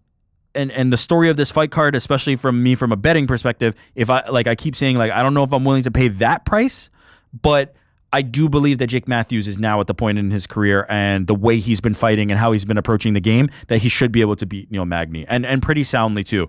All due respect to Neil Magny, who like the Rob Fonts of the world finds a way to kind of like upset the apple cart and be this underdog that like ruins the plans of people, I do think Jake Matthews is a significantly better fighter at this point in their careers. Just looking at Neil Magny's resume is just a ridiculous It's crazy. practice. His last fight, dub over Alizé Zaleski. Carlos Praches, Michael Morales, Mike Malott, Ian Machado Gary, Phil Rowe, Gilbert Burns, Daniel Rodriguez, Shavkat Rachmanov, Max Griffin. Like, it's just like, it's so random. Jeff Neal, Michael Chiesa, Robbie Lawler. Like, he's just going in there against anyone. I feel like they just send him a fight and he's like, yep, I'll sign it. Yeah, and he'll be a huge underdog and somehow find a way to pull off like 75% of them. The winningest fighter in UFC welterweight history. It's ridiculous. Neil Magny is during that run, beat Robbie Lawler, beat Jeff Neal, beat Max Griffin, beat D-Rod, Phil Rowe, Mike Malott. Like, he has wins over guys. And like, don't forget, he had that, I believe it was 2014. He went 5 or 6-0. I think it was 5-0, yeah. 5-0, and then started off 2015 2-0. From May 10th, 2014, February 1st, 2014, all the way to May of 2015, he went 7-0. Yeah. Crazy. No, Neil Magny is one of those guys who's going to be like the trivia question one day where it's like, who's the most winning welterweight of all time? Who's got the most welterweight wins, and nobody will ever say Neil Magny. He's had an incredible career. I do believe he's capable of an upset here. I do believe like that is the Neil Magny way. Like, he is definitely capable. But I'm believing in this new version of Jacob Matthews that we're seeing, and I think he should be able to get it done. All right, this might be the fight I'm looking forward to most, the Kaposa People's main event. Louis Sutherland taking on Justin Tafa, the Vanilla Gorilla, making his UFC debut. The Scottishman, he's fought in PFL and Bellator. He is 1-2 in those organizations, but that's okay because he posted this great promo to highlight him getting the call to join the UFC.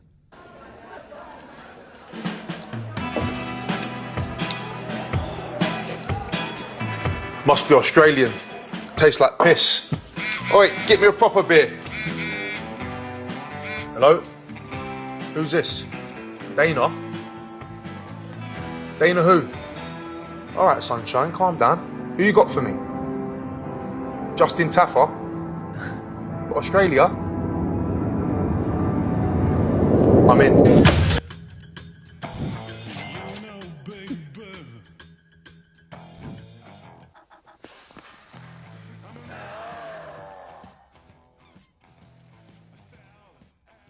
Shout out. That is incredibly well shot and edited. Incredibly well. Nice hat there from Louis Sutherland. But like, just look at this man. We have a picture of him flexed up. Like he's like, I was oh my confused. God, the traps are I was gonna say, nuts. I was like, is there someone behind him, or are those his actual traps? Like, it's ridiculous, the physique on this guy. He's absolutely giant. Shit. Seems to have a bit of a personality, built to have the look of a heavyweight, but then that's the concern. He is a heavyweight mixed martial artist. So it's just like, can the debut match the look? Can the debut match the personality for one Louis Sutherland? I don't know. He's in a coin flip with Justin Tafa. Well, yeah. I mean, isn't every Justin Tafa fight a coin flip because he's going to stand Also, in the middle and throw hands with you? We talk about like, oh yeah, there's no Volk, there's none of these people on the card. The Tafa brothers are just guaranteed. Yes. Junior was on it, and then he had, unfortunately, there was an injury. That's the guarantee. The Tafas are on every Australian card. Yeah, because why not? Like, you can throw them a little bit of bread and they will fight no matter what against who. Yeah, I mean, this is an opportunity for Louis to show what he's worth. Like, ultimately, as I said, you know what you're getting from Justin Tafa, right? Justin Tafa is going to stand there, plant his feet, and throw the heaviest hands that you've ever seen coming at you in your life. Can you withstand that is going to be the question. Do you have a game plan that involves avoiding that? That's going to be the question. If Louis does, I think he's going to look good in this fight. If he does not, he's going to sleep. That's nearly a guarantee. Yeah, I think, if I'm not mistaken, Justin Tafa, all of his wins just come by first-round knockout. Unsurprising. It's him or Junior. It's him. It's him. 5 wins in the first round, 2 in the second round. All of them by KO. I'm going to give you a spoiler. All the people who lost to Justin Tafa like that stood and traded with Justin Tafa and got knocked the fuck out. So we'll see, man. I can't trust heavyweights. I definitely can't trust debuting heavyweights. So we'll see what happens. If he has a mixed martial arts game, he will be able to find success. Someone in the chat, the Calibrator, says, good thing traps don't win fights. Yeah. Yeah, no shit. Well, yeah, I mean, you look at the Tafa brothers and you look at this guy, like, it's a little bit different in terms of the physique, but throwing them hands, those boys are pretty good at it. Either way, I'm excited to see it because if he does win, he comes in and gets a knockout. Oh, it'd be great. Love it. I'm sure he can heal off on the crowd just based on that promo. He's talking about the Australian beer being piss. Also, it's gonna be great. Scottish. Goodbye, Paul Craig. Yeah, new Scottish star, Louis Sutherland. It went from Jojo Calderwood to Paul Craig. Now we pass the torch to Louis Sutherland. Do we ever feel like Joanne Calderwood should have done a hyphenated last name and become Joanne Calder-Woodwood? Woodwood? Shout out. To finish off the main card, started on the night of the fights, Tom Nolan versus Charlie Campbell. Yeah, I mean, this should just be a good scrap. Cannibal back. Haven't seen him in like 18 months. Is that true? Man. Holy shit. Since the legendary Brendan Allen, Chris Curtis 2 Apex card. Legendary. In spring of 2024 was the last time we saw. That's right, the win over Trevor Peek. Man, you remember the Trevor Peek era? Dude, Trevor Peek got a raw deal. We haven't talked about that enough. But shout out to Trevor Peek. Did he get cut? Yes. You don't remember this? Like there was the whole outrage. I don't know if it was cut. They might not have renewed his contract, but like. I'm fairly certain there was like some big outrage online about that. He was supposed to fight John Young Lee in May, but he fractured his leg. Oh, so maybe who am I thinking of? No, there was another. Hold on. I mean, there was a moment after he fought Ghost Pepper and got the first round knockout by the standing hammer fists, where we thought Trevor Peek was the next big thing. Yes, the standing hammer fists were insane. I must be confusing him with somebody else, but I'll get back to that later. I'll find it. A couple other fights on the prelims. Navajo Sterling taking on Rodolfo Bellato. Bellato returning after the Oscar-worthy performance on the UFC Atlanta card against Paul Craig. And he is at a rare point in his career where if he loses this fight, which he's a fairly big underdog, he will be 1-1-1-1 in the UFC. 1 win, 1 loss, 1 draw, 1 no contest for Rodolfo Bellato. Yeah. This is a fade for me. This is a fade. Navajo Sterling, like he's undefeated, but he's young. Undefeated, but it hasn't been like insanely impressive. Like it's been. I mean, certainly, the knockout was very good, but he's been like a little bit. I guess I'll say I expected more. He has a win over Ivan Arslan though, so we'll see. Co-main eventer. But yeah, in the co-main event, I'm more just not believing that Bellato is at this level. You mentioned fades. Yes. You're not the only one fading. Navajo Sterling also doing that. He went to Hair Time Now, got the hair done in Turkey. Let's go. Shout out. New hairline for Navajo Sterling. It was kind of coming in last fight. Now it's really coming in. Shout out to Hair Time Now. I gotta say though, he looks pretty good with a bald head. Like maybe you should have just let it. Look, man, embrace the bald. That's what I say. Am I crazy though? Like head shape wise, like he looked pretty good. I think I'm becoming radicalized to being anti-transplant and just just embrace the bald, man. Because there was a while you were like, we'll take that little trip. Yeah. We'll go. Yeah, I don't think I actually ever would have done it. Embrace the bald, baby. Embrace the bald. Love it. I need to get the double tat sleeves going. So that you can match that? No. I just need to go get tat sleeves. They just look cool. Oh, okay. All right, some other fights. Oban Elliott making his return against Jonathan McAuliffe, the local man in McAuliffe. Oban Elliott minus 500 last time out against Seok Hyun Ko in Baku back in June. Came up short. Very interested to see if he can bounce back, man. That was not only did he lose the fight, like he got pretty much beat pillar to post in that one. Like it was just like, man, Oban, what are we doing here? Very interested to see. Massive favorite in that one. Is essentially a coin flip now. Want to see Oban bounce back. Yeah, there was some, the circumstances around that fight in terms of the visa and everything. Like it was definitely. Don't get me wrong. I don't think Oban would make any excuses for his performance, but I do think when things are settled now under the different circumstances, we will see a better version. Now, is that better version going to be enough to get the dub? That remains to be seen. Fucking hell. But I do think all those things were a factor in contributing to like he just looked like he wasn't there. It was a really odd performance from Oban against a decent fighter. So we'll see what this next one looks like. Jamie Malarkey taking on Rolando Bedoya. I think this is the loser leaves town fight of the night. Jamie Malarkey 1-3 in his last 4. We haven't seen him fight in like 18 months. And Bedoya, 0-3 to start off his UFC career. Yeah, agree. I think I'm going Bedoya back against the wall. Gets it done against Malarkey. Sure. Loma Lookboonmee, you looking forward to that one? Fuck yeah, you know I love a Loma. Danny Rubenstein's girl. Yeah. No, Loma's sick. Loma is the only other ranked fighter kicking off the card, number 14 in the strawweight division. Frank. Fucking hell. I was looking for it. It's tough. Loma's always fun because she's such a fantastic striker, and it doesn't really matter the matchup. Like that's her world, that's her game plan, that's her style, and I'm a big fan of hers. I like that she's kicking off the card. I think she's going to get it started in the right way. Big underdog to Alexi Thinera. Yeah, I might throw a little cheddar on Loma Lookboonmee. You could do a lot worse than that. Get some pad thai afterward. I'm down for that. Should we call up Danny Rube? Put it in. Danny, come and get some pad thai with us. Luana Carolina taking on Michelle Montague. Brando Pericic taking on Elisha Ellison.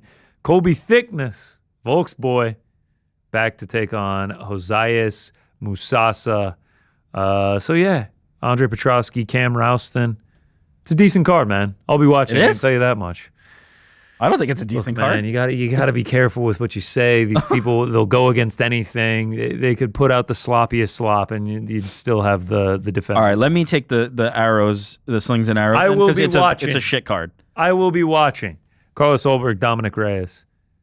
There it is. There's your main card. We just went over it. There's your prelims. Get ready. Main event's great, and then a bunch of not great stuff. Navajo Sterling. Yeah. Walking down the street.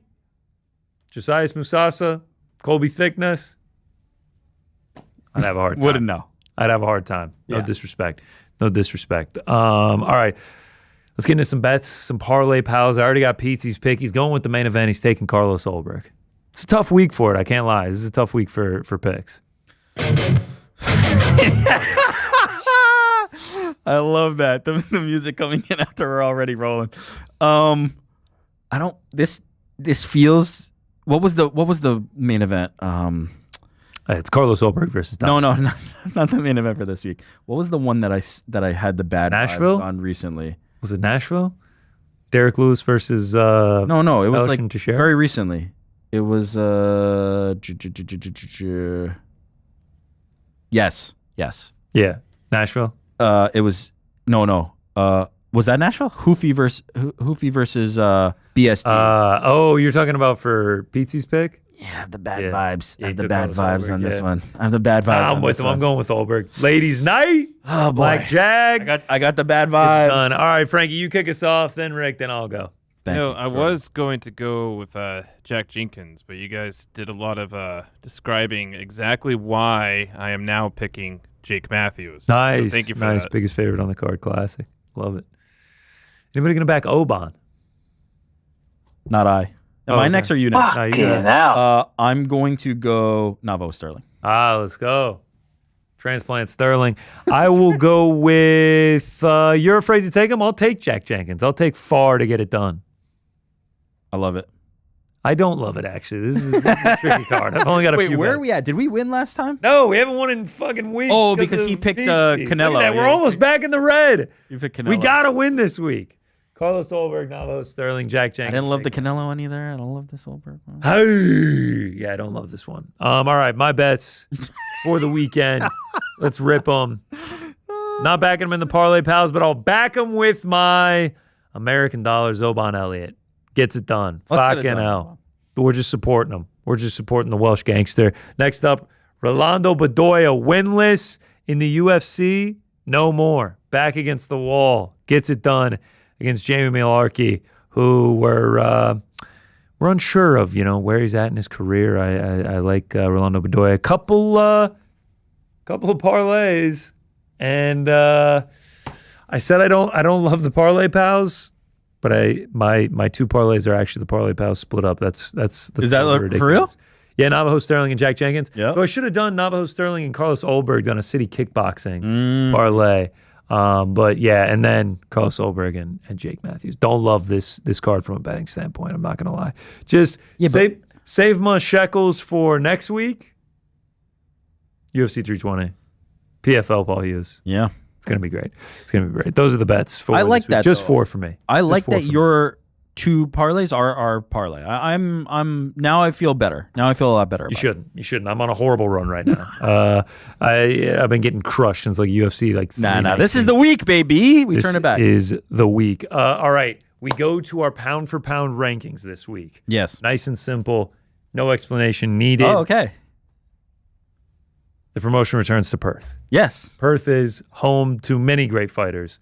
One being the current welterweight champion of the world, Jack Della Maddalena. Giacomo Della Maddalena. However you say it, JDM, 3 names. Jackie, 3 names. Yeah. So in honor of Perth's son, champion, representative, we know he's not fighting on the card, he fights next month, but in honor of Perth's champion, Jack Della Maddalena, triple name Jack, pound for pound, best triple names. Okay. Best triple namers. Best 3 names. I wasn't actually even aware how we got here, but now I understand. Now you get it.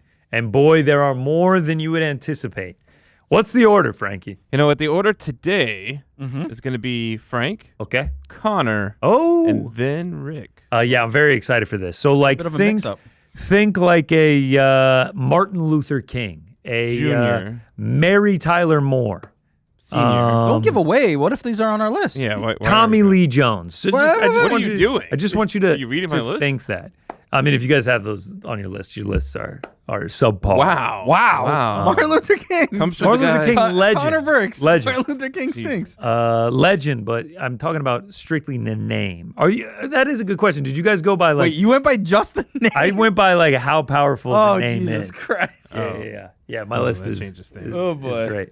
All right, Frankie, kick us off. All right. So my number 5 is John Paul Jones, which I admit has staying power of just the name itself. I mean, JPJ? John Paul Jones. I didn't know who this was. Bass player from Led Zeppelin. If you know, you know. The rhythm section of Led Zeppelin is just top notch. I actually did know. Rick did not. I did not Yeah, know. I'm not surprised. Number 4, Helena Bonham Carter. Oh, yeah. Oh, that's a hell of a here name. as Marla Name-wise. Singer from Fight Club. She's married to Tim Burton. Yeah. Was apparently. Bellatrix what did I say Lestrange? about staying alive? Yes. Then she was in Harry Potter. Legend. Yeah, great stuff. Number 3, She's an icon. I love her.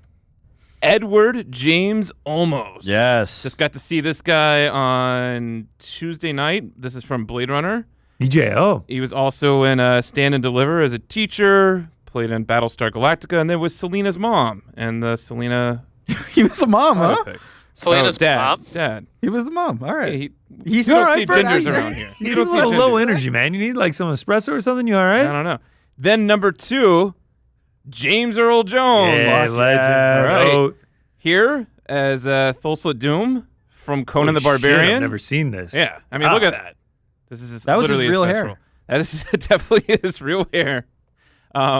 You might know him from other films such as Star Wars. Yeah, you would. Oh, you say that. might. You might know. You might. say that. This You was his might. best role. This was his best role. Definitely. Guy was Darth Vader. Look at you couldn't even see him in Mufasa. Star Wars. Here, look at this face. Mufasa. This was his best role. Get out of here. You just named the 2 things where he voices. This is him actually acting in the flesh. Field of Dreams. Incredible role for him. Wow. the Voice actors aren't actors. Headlined by Frank. All right, moving on to number 1. Coming to America. I mean, just like iconic. The number 1 best 3 named person. Triple namer. Excuse me. Maynard James Keenan, frontman of the band Tool, seen here with the new documentary he has about Sick. BJJ out. All right. With, That's a flex right there. Just got his black belt from, Sick. I think Kai Gay is the guy's name, or Kai Guy. I don't know his name. Definitely not Kaya Sakura. No. However, great guy, makes wine out in Yeah. Arizona. Very Sick. interesting. Best 3 names. Moving on to Connor. Red and black on the On the gi. is sick. The pic of him with Nate. Oh, your list got elevated. That was great. All right, that's it, Frankie? That's it. A little low energy there. I felt like, I don't know, something's up with old Frankie. All right, I kick off my number 5 with an absolute legend. One of the best actors of our generation. Oh. Mission Impossible. Okay. Hunger Games. Oh. Moneyball. Damn. Almost Famous. Magnolia. Oh, won an yeah. Oscar. Oh, yeah. For Capote.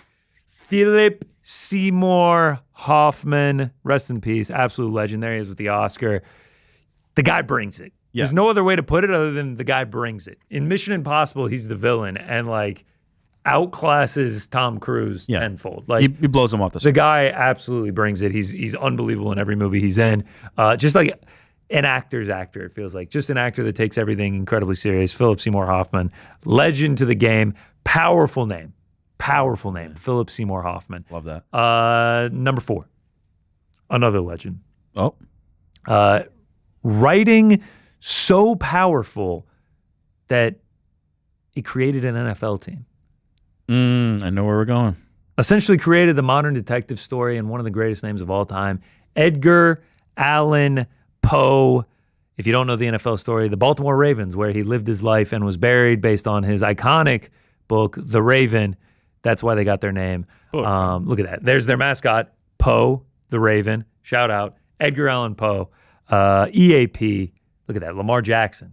This guy's not rocking purple and black if it's not for Edgar Allan Poe. Joe Flacco ain't holding the Super Bowl trophy for the Baltimore Ravens if it's not for Edgar Allan Poe. Fan of the work or more the impact? Do we like Edgar Allan Poe? I'm not going to sit down and read it. Okay. But it's a short story. More of a legend. Take you 20 minutes. No, I'm not going to sit down and read it, Frank. All right. Playing the semantics is a tough game. You all right, man? You okay back there? You all right, Frankie? Reading The Raven right now. You'll be done in 20 minutes, man. Short story. Go ahead and sit down. Start the clock. What is this? Like we can't call a short story a book these days. You know, a piece of literature.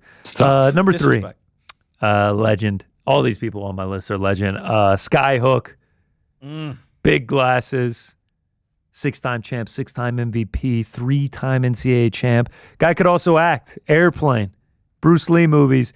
Kareem Abdul-Jabbar. Yeah, the hyphen counts. Don't even worry about it. Look at that. Skyhook, right in. Is that Bill Lambert's face? It is. Unbelievable, man. I mean, the king of cool back in the 70s. Larry Obies, John Wooden Awards. Played for John Wooden. For Wooden, yeah. Absolute legend, Kareem Abdul-Jabbar. Look at him as Roger Murdoch in Airplane. My name's Roger Murdoch. You tell your dad I bust my hump getting up and down that court. Shout out to Kareem Abdul-Jabbar. Powerful name. What's even crazier, a la Muhammad Ali Cassius Clay, his OG name, Kareem Abdul-Jabbar is not his real name. Luau Sindor, also unbelievable name. Yeah. So shout out to Kareem Abdul-Jabbar. Number 2, this was hard to not make this guy number 1. My boy composed over 1,000 pieces of music. Changed the game.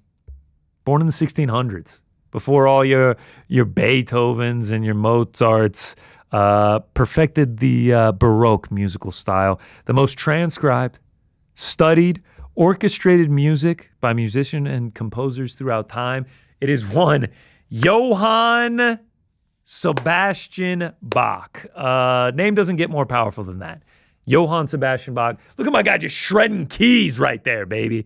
Shout out to him, Johann Sebastian Bach. Each individual name, incredibly powerful. Here he is seen smelling a fart. Smelling a fart while holding his little miniature musical notes. Wolfgang Amadeus Mozart, also a real powerful triple namer. And then, I mean, that's a great one. And then number 1, one of the greatest to ever do it. Yeah, one of the greatest to ever do it. Just got done boxing and called out Jake Paul. Some spell it JTH.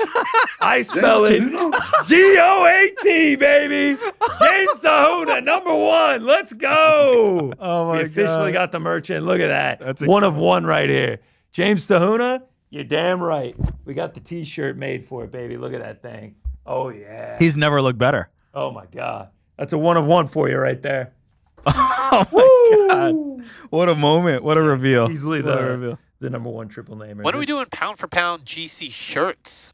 This would also be number 1. This was the whole. I was the one that came up with this idea. This is the whole reason we did this list. Look at that.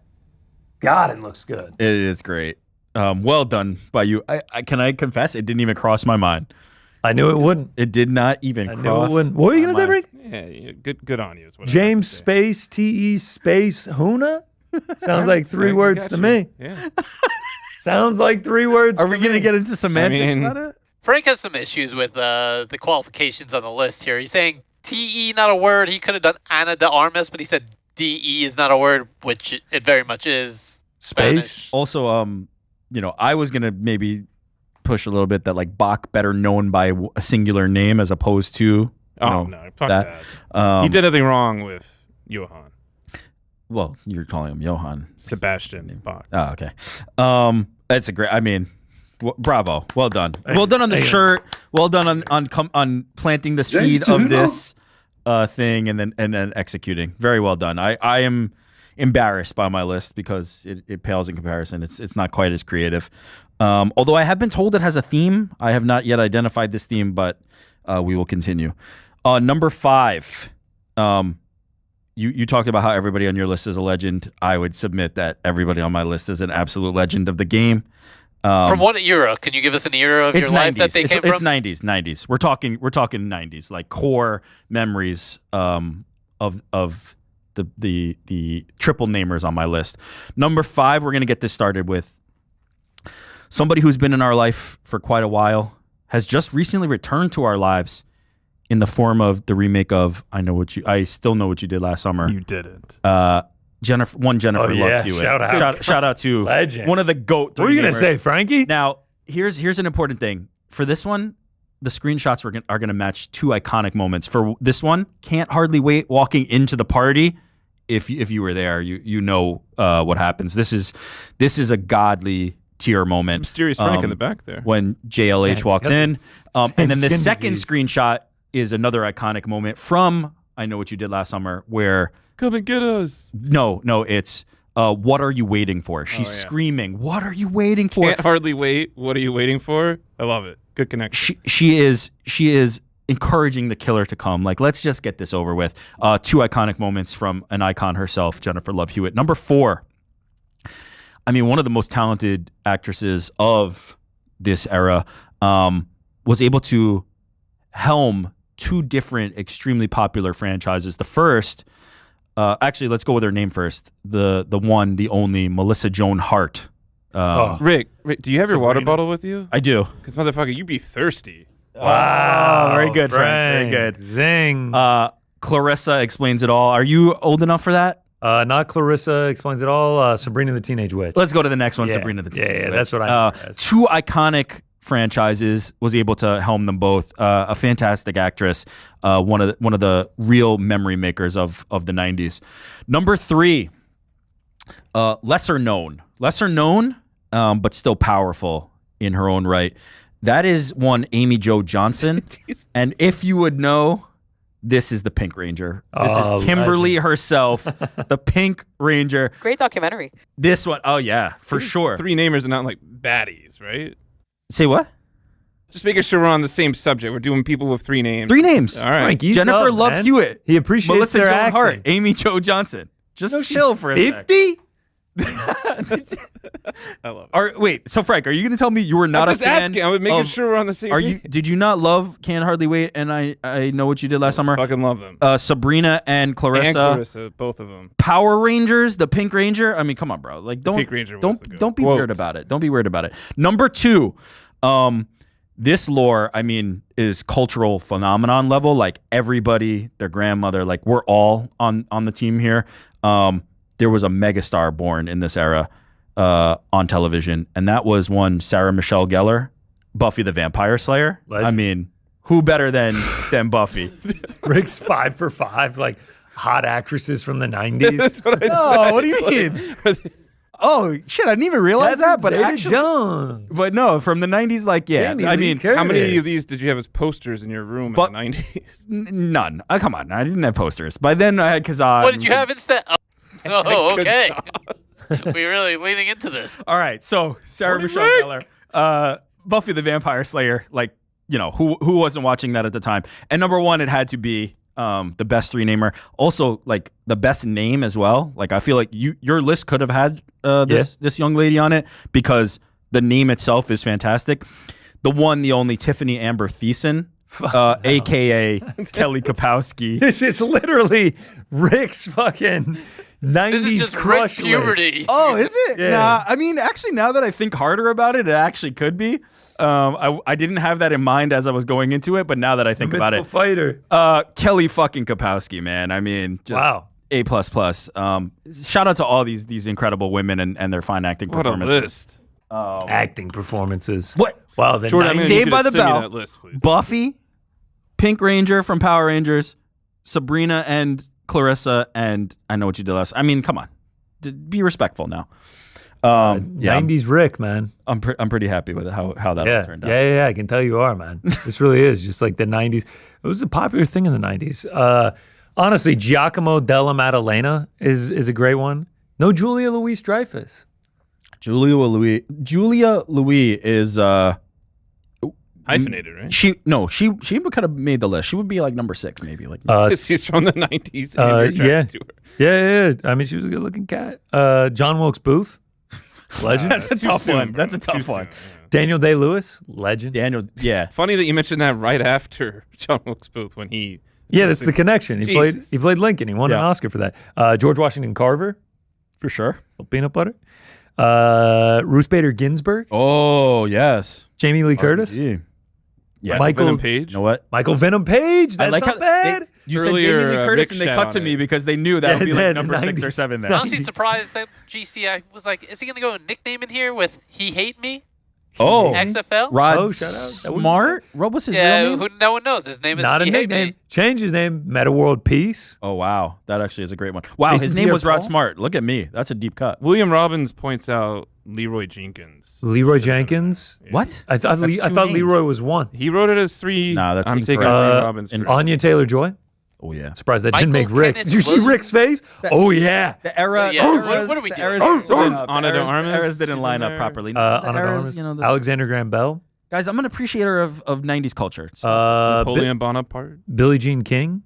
yeah, for sure. Frank Lloyd Wright. That's a good one. John Philip Sousa. Ada Louise Huxtable. I don't know who that is. Did you look up a list? No, she's an architect. Culture yourselves for once. After you went for Frank Lloyd Wright. Francis Scott Key. Aware of him? Gus Van Sant. Ooh. Samuel L. Jackson? Samuel L. Oh, Jackson. the Michael L. J. Fox. No, okay. Michael Kenneth Williams? Not his real middle name. Yes. Yeah, Andrew. Not his real. Not Actors Guild. There was another Michael Fox. He had to just select and added the J. Couldn't have just gone A. Neil deGrasse Tyson. Sick. Dricus Du Plessis. We're getting dicey. Albert on that one. Einstein. Wait, what? 2 words. Ho Chi Minh, Vietnam president from the 60s. Jesus. He's still the active president. He's the president He's right like lying in state. Yeah, but it's like apparently he's still in charge. Billy Bob Thornton. Nice. Did I say Billie Jean King? Is did. Bob a nickname of Billy? I don't know. No, No, Bob Billy is William Robert. and Bob is Yeah, Robert. Yeah. Okay, thank you. Stevie Ray Vaughan. He almost made my list. John Wilkes Booth. Okay. Love him so much we had to circle. Yes, James DeHuna. Who is Kennedy's assassin? We don't know, man. That's the mystery. yeah. Who is the convicted or the James Oswald. James Earl Jones? No, Oh yeah, James Lee Harvey Oswald. Harvey Lee Oswald. Harvey Lee Oswald. Who knows? No, Lee Harvey. I've heard about Oswald. Lee Harvey. Lee Harvey Oswald. Yeah, Lee Harvey. Harley V. Oswald. Harley V. Motorcycle. All right, before we get to voicemails, that was a fun practice. You don't really realize how many triple namers there are out there. There's a lot. I might just start going by Connor Bennett Burks. Before we get to that, a new photo has hit the timeline. We were just loving on Louis Sutherland's physique. Okay. He did his UFC media day. We have the picture of what he looks like. Not quite as imposing. That ain't the same. Traps look a little bit small. Can we go to the other one?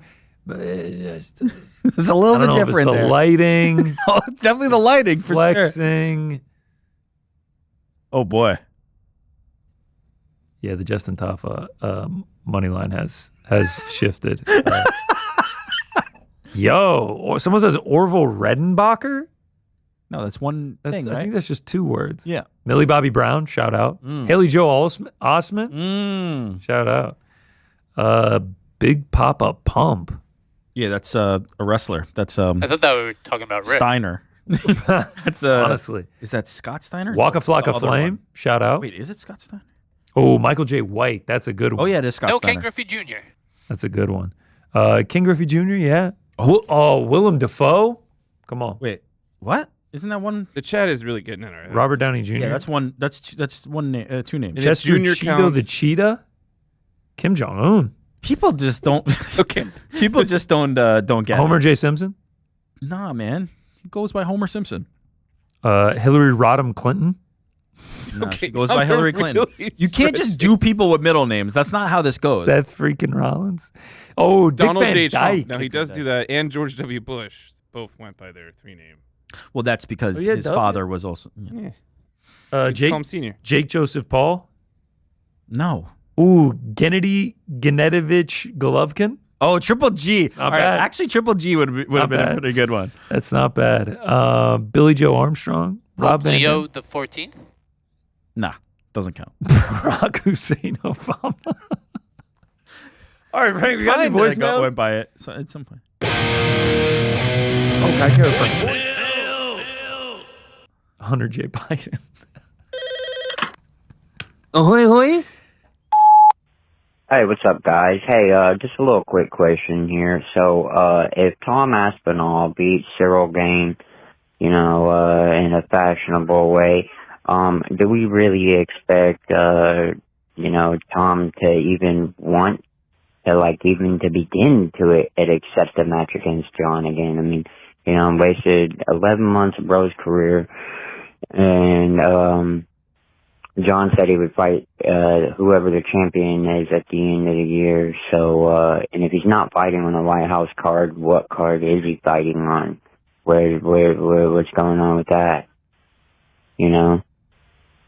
What card is John Jones? So, I guess my overall question would be, if Tom knocks Cyril out in the first round in under 2 minutes and 10 seconds,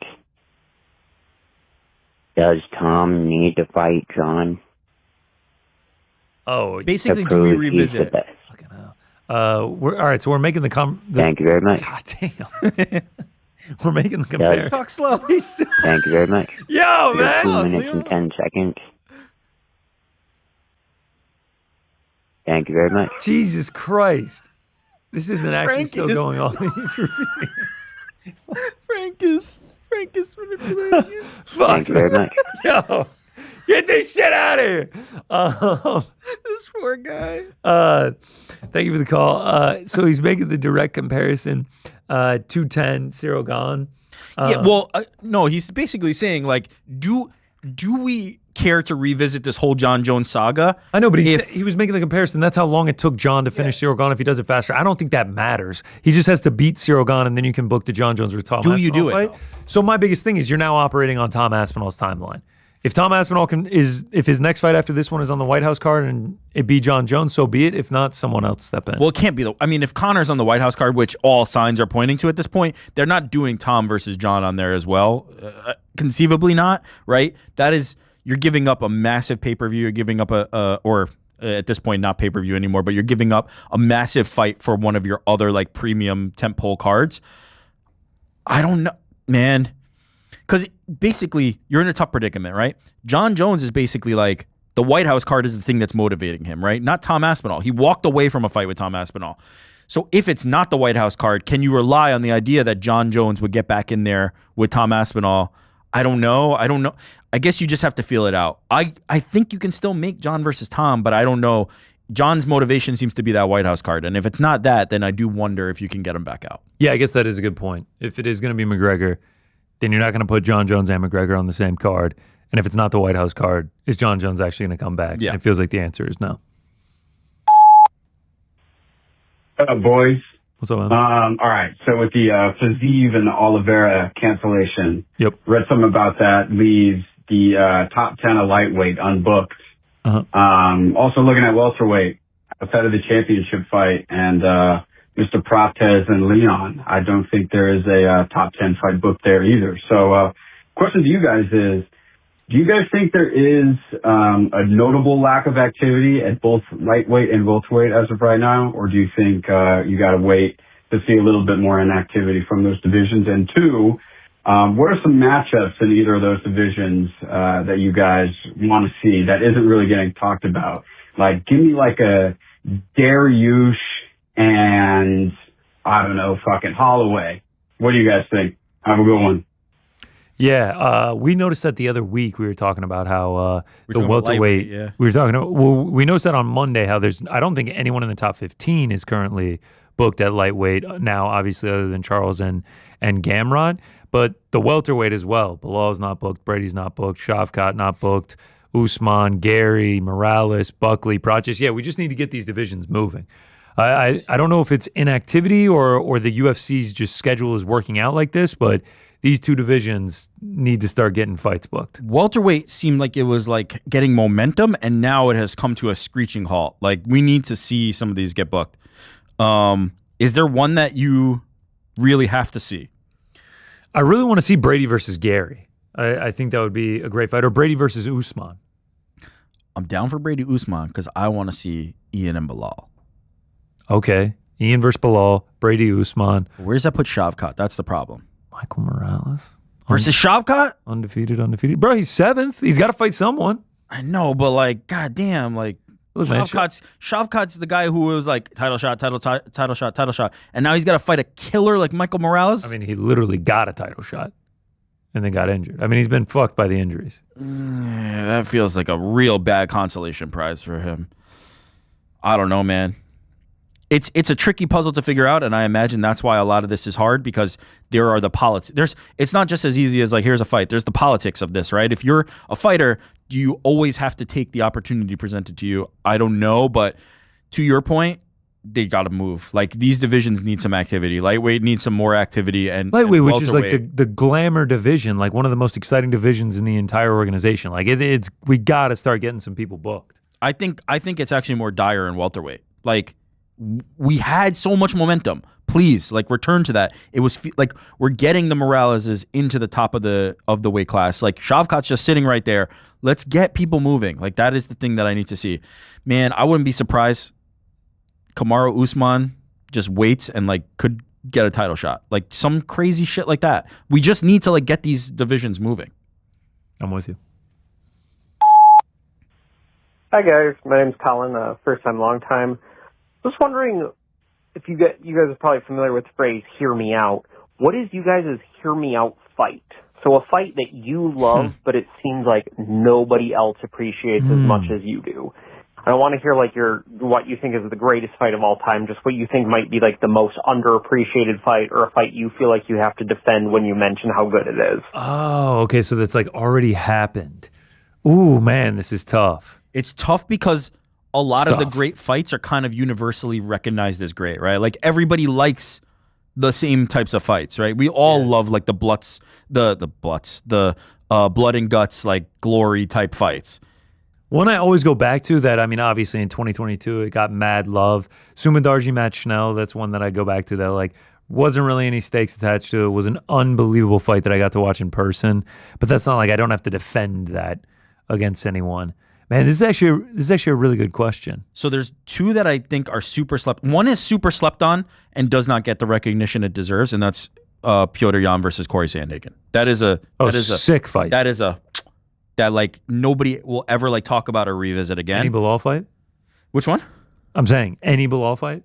Yeah, any Bilal fight is underrated. The one that like time has just kind of left in the dust, that is like one of my favorite performances, my favorite fights of all time, is TJ Dillashaw versus Renan Barão. Completely one-sided, but it was mind-blowing at the time that it occurred, and there are tons of people who have never seen that fight. Yeah, this is one that I want to think on a little bit more. That's a great question, though. There's got to be one out there that like really people don't think about. Like, when I come to it, it's just like all fights of the year, like Yuri versus everybody Glover. loves them. Yeah, it's so hard to find like the like sneaky one. Yan versus Sandhagen, I think, is like sneaky enough that like people wouldn't know. All right, we're hopping off fast. We'll be back in 2 minutes, only on YouTube. Stick with us.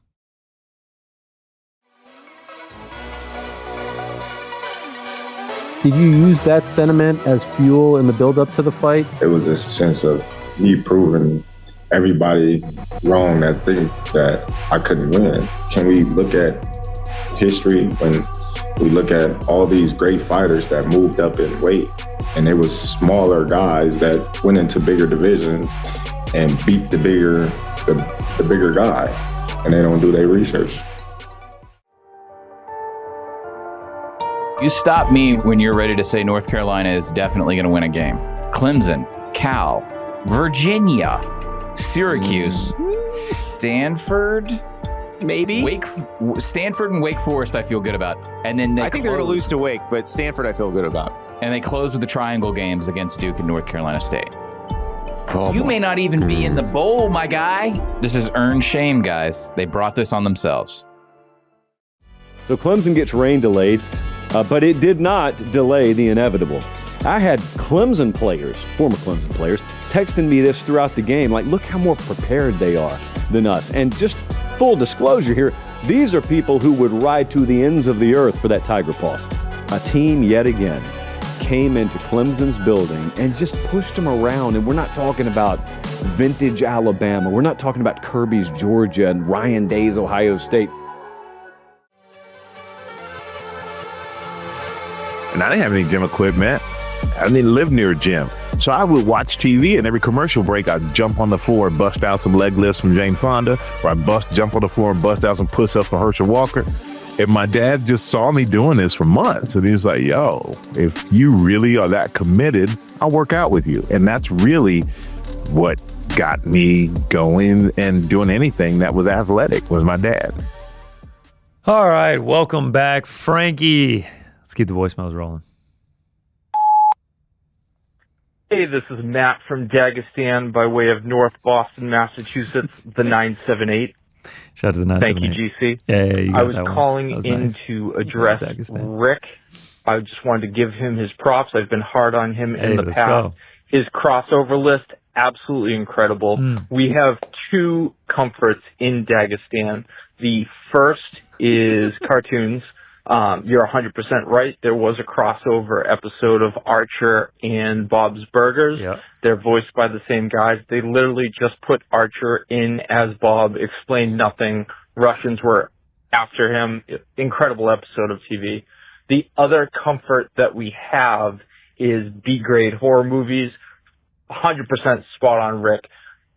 Freddy versus Jason in the Hall of Fame for horror movies. The whole movie was schleppy, you are right. However, the last scene of Jason coming out of Crystal Lake holding Freddy's head in slow motion, it was like fucking Steven Spielberg directed it. Agree. It was a beautiful shot. Hard agree. Like Did he in not? the Hall of Fame for horror movie scenes. I just wanted to invite you guys. I actually moved from Dagestan to North Boston because I am an accomplished Freddy Krueger cosplayer. Salem, Massachusetts, the Halloween capital of the world. We're Shout expecting about 5 million people to come through this year. Invite Wow. the whole Boys in the Back to Salem Love it. for the festivities. Hopefully you guys can come. But if That'd be not, incredible. let me know. Do Thank you you. show up as a Freddy Krueger impersonator? Cosplay, yeah, like Cosplayer.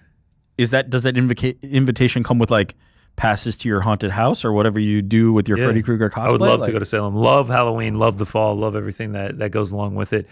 Do we think he's actually from Dagestan? No. Do we think that proposal on Monday was real? I'm convinced no. We have not heard anything. You can get a single updated? picture? No, Nothing? not yet.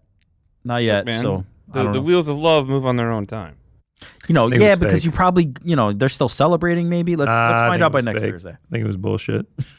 You got us. This guy's a D1 Glazer, bro. Oh, I'm sorry, that was still in the queue.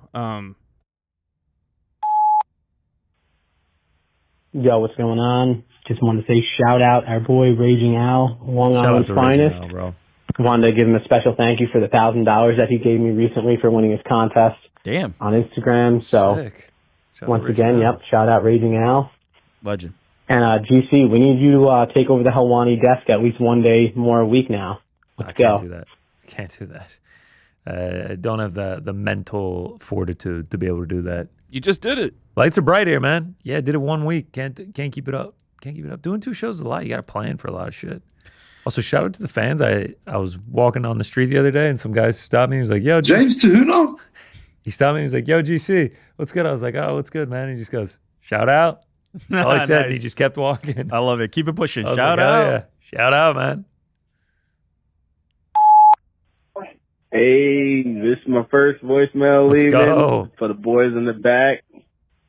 Howdy to AI La Quinta, man, dude. That fight you had against Khabib, bro, you really brought it to him on short notice.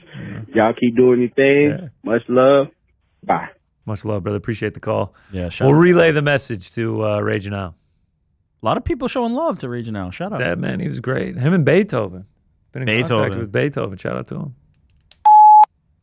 What's up, boys in the back? Greg here from Maryland. What's up, Greg? I wanted to give you all a shout out. I've been a long-time listener, first-time caller. Maybe it was him. You all have helped me through some pretty rough times, like losing my dad unexpectedly last year. I doubt you realize how much it helps to laugh along with all of you week after week and get caught up on MMA at the same time. I'm a 5th grade teacher. This is my 19th year teaching. And when I read to my students, many times the boys in the back of my classroom are talking, and it always makes me laugh when I say, hey, boys in the back, get back on task. And I think of your podcast. Last week I shared with my students that I listen to your podcast, and I played them your theme song, Boys in the Back, which they absolutely love. Yeah. And now they sing it themselves, and anything is better than that 6-7 nonsense. I told them I was going to call in, so I'm going to play this for them if you answer my question. What is your favorite memory of elementary school? Is it a favorite teacher, favorite activity you did? What stands out in your mind? Thanks for all you do to bring joy to our lives. I appreciate you. Much love. What was the question again? Damn, what a call. What First was and your favorite foremost, incredible call. Elegant. Kept it rolling the entire time. Very sorry to hear about your father. We really appreciate you listening, man. And if you're able to do just even one little 1% to make things better, we can't tell you how much that means. We really, really appreciate it. That means a lot, man. 19 years teaching 5th grade. You got more patience than me, brother. It's tough. Favorite thing about elementary school? Didn't Rick already give us his list earlier?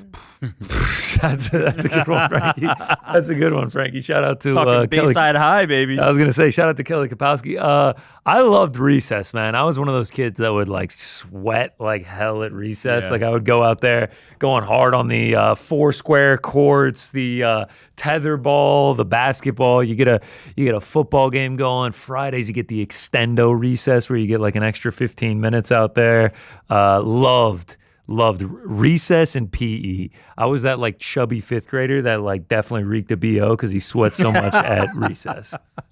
Yeah, it's hard for me to go with a specific memory. I don't really have a great like one memory, but I do feel like I got into some good habits there that have carried on and served me well. Elementary school? Oh yeah, It's like reading.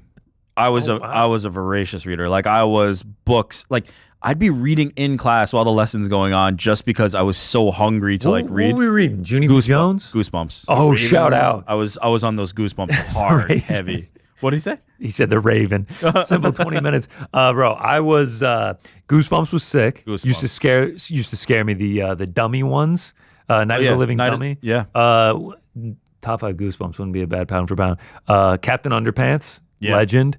Junie B. Jones, Lemony Snicket. Boxcar Kids. Important one. Ready?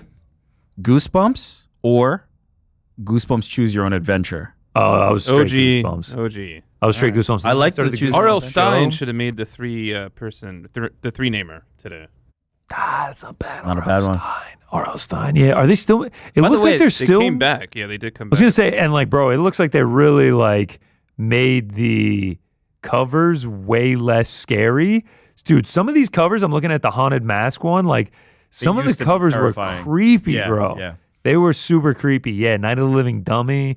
The best part of this is this incredible teacher has asked for this, and our message to the kids is like, yo, remember Goosebumps? Like, Yo, that's our Goosebumps. Like, this is actually like, it's unlocking some core memories here. Like Goosebumps really, like I'm seeing some of these covers and it is just bringing me back, man. The color blocking, right? It would be like one or two color match, and then the rest of it was the photo. Bro, and then they made the show was a banger too, with like the music, and it's like the shadow G moving across everything, and like the dog's eyes light up.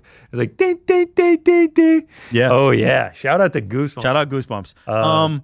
What's our message to the kids? What's our message to the students in the class? I don't get to answer the question. Yeah, what was your favorite thing? Go ahead, Frank. For me, it was actually Magic the Gathering. I was a big player back in in elementary school. Yeah, that's where I made some of my best friends. We used to play before school in the gymnasium. They wouldn't let you do any like PE type stuff. You just had to line up. We actually got the game banned from the school because that back then is when they would like really lean into like the pentagrams and shit. So the school was like, yeah, we're not having that. And then they took all that out of the artwork, which that's why I stopped playing. Bro, I was a Neanderthal in elementary school. It was all sports, right? Oh yeah, I wasn't reading. I wasn't doing any of that. At school lunches, pizza well, you day, clearly were Fridays. reading because you Goosebumps just triggered you. Scholastic Book Fair. Oh, sick. Yes, that might have been my actual favorite thing. You'd go to that, spend way too much money. You'd also did get you ever like, buy the books, toys. or did you end up just buying the Michael Jordan on the slab cards? I'd get the books, but I would get the books with shit with them. So it was like the Captain Underpants with the Hypno ring that comes on it. Like that's you'd sneak it in. Yeah. What's our message to the kids? I feel like the message is respect your teachers. Listen to what they're telling you. It may not seem like it. Stop chatting shit. Good job, Frank. You know what? These are fifth graders, Frank. These are fifth graders. It's all good. They need to hear it the most. These are fifth graders. Yeah, respect the teachers. This is definitely not going to resonate, but just enjoy having zero responsibility. Yeah, enjoy it for now. Your teachers are trying to help you advance in life. You'll look back fondly on these memories one day. Enjoy it. You guys, it's like from Billy Madison. He was like, cherish it for as long as you can. That is reality. It's pretty accurate. For the love of God. Yeah. I wouldn't mind an elementary school day. What's up, boys? It's Jordan from Kansas City. KC, I'm sure you said shout out Kansas City, but I like to call it Kansas City. People are missing the mark on that. Listener, first time caller, so I got a lot of shit to say, but don't worry, I'll be efficient. First, I want to say, check out Lord of the Rings because of Connor. I'm 28. We have a lot of things in common, I think, Connor. I love Kung Fu Panda. I love Interstellar. I mean, who doesn't? And like, I gotta say, I get it now. Like, it's up there. That 24-year-old CGI holds up somehow. So yeah, another steaming hot take from Rick because those movies are fire. But this is to be expected from the man who likes reality TV. So not too much hate on you though, Rick. Respect to the OGs. You know, I'm 28, but I've been watching MMA for a long time, since like 2010. Which basically brings me to my question, but out of all the boys in the back, what's the fight that really got you into MMA? For me, it was Silva versus Don in 1. I was like 13 years old, and I was completely taken aback by the fact that you could literally beat the absolute shit out of someone for like 95% of the fight, and that person could just throw up a submission, and somehow you're the loser. So I felt for you that day, Chelsea, and I really did. But that was the day I became an Anderson Silva fan, and pretty much started my UFC fandom. So curious to see what you guys have to say. But yeah, that's all I got. Shout out Andy, shout out Jordan. We got the same name, Ariel. Watching the anime for Christ's sakes. What are you doing, man? Hi, this is Marab Devanishvili here as well with Jordan. I just say he's a good man. I hear about him. He helped me with UFC video games. I was in the middle of something, guys. No, it's fine. They know me. I'm friends with Aljo and Ariel. No, but I was asking him a question, so it's like... We'll call you back later, boys. Goodbye. Yo, that guy's Marab was not bad at all. That was caught us off guard there. For me, I'm like a newer fan. Like I was in college when McGregor fought Aldo, and like that was one that like everybody was tuned in for. I was at a bar for it, and I was like, man, this is pretty sick. This is pretty sick. For me, it was not like one fight in particular. It was the video of UFC 2. Like seeing Royce Gracie just obliterate people. I could not believe what was happening there. With the guy in the pajamas just destroying people. And that set me on to like everything else. I've, lots of other fighters and fights that then like solidified my love of it, especially as I've mentioned many times, BJ Penn. But it was UFC 2 that really like kicked it off. Seeing that VHS and like what Royce was able to do to these dudes, it opened my mind for what was possible in fighting. So that was it for me. What's up, boys? David. What's up, David? From Fort Worth, Texas. Shut up. I was the ultra trail runner that called y'all yesterday. Sounds like he's on a run. Yeah. Currently running a little baby 6K recovery run. Beast. 4 o'clock in the morning. putting in that work. Yes, sir. Quick question, though, for you, Connor. Yes, sir. Since you're running, what brand of shoes do you run in, man? Yeah. If you answered anything but Saucony, you gave me the wrong answer. Saucony's best on the market. Yeah. Upgrade them shoes if you don't run in them, man. All right, bro. About to hit mile 2. Let's go. I got work to do. Keep killing the game. Kind of sounded like a knockoff David Goggins. That was good shit. A little bit, yeah. Yeah, I've run in Sauconys before. I don't mind Sauconys. Right now, I got the Adidas Evo SLs. They look sick. They feel good. Look good, feel good, run good. I'm loving them. Probably going to get a couple other colorways. Popular shoe in the run club I'm in. But that's all right. That's all right. Shout out to Any Adidas. Sauconys in there? Yeah, there's some Sauconys. Not a big fan of Hoka's. Do not like On Clouds. I've always just been a Nike guy, but they don't make the best running shoes. But yeah, shout out. Adidas Evo SLs. Get in the Uncrowned group. Fight Day 5K on Saturday. Let's go. Boys, this is Lee from West Palm Beach, Florida. Oh, shout out to West Palm. I'm actually listening to yesterday's episode with Ally Quinto, Raging Out. And I love it. It's amazing. Maybe we should get Al back on the show more frequently. Yeah, that could be fun. And I look forward to, I think it's Thursday's episode. You guys got 2 this week. That's amazing. Yeah, a little double up. Really just wanted to call and say that I love the show. And I'm looking forward to this week's episode. All right, guys. Thanks. Bye. My man, appreciate Shout out. you. Thank Appreciate you listening. Appreciate you watching. Shout out to West Palm Beach. What's going on, boys?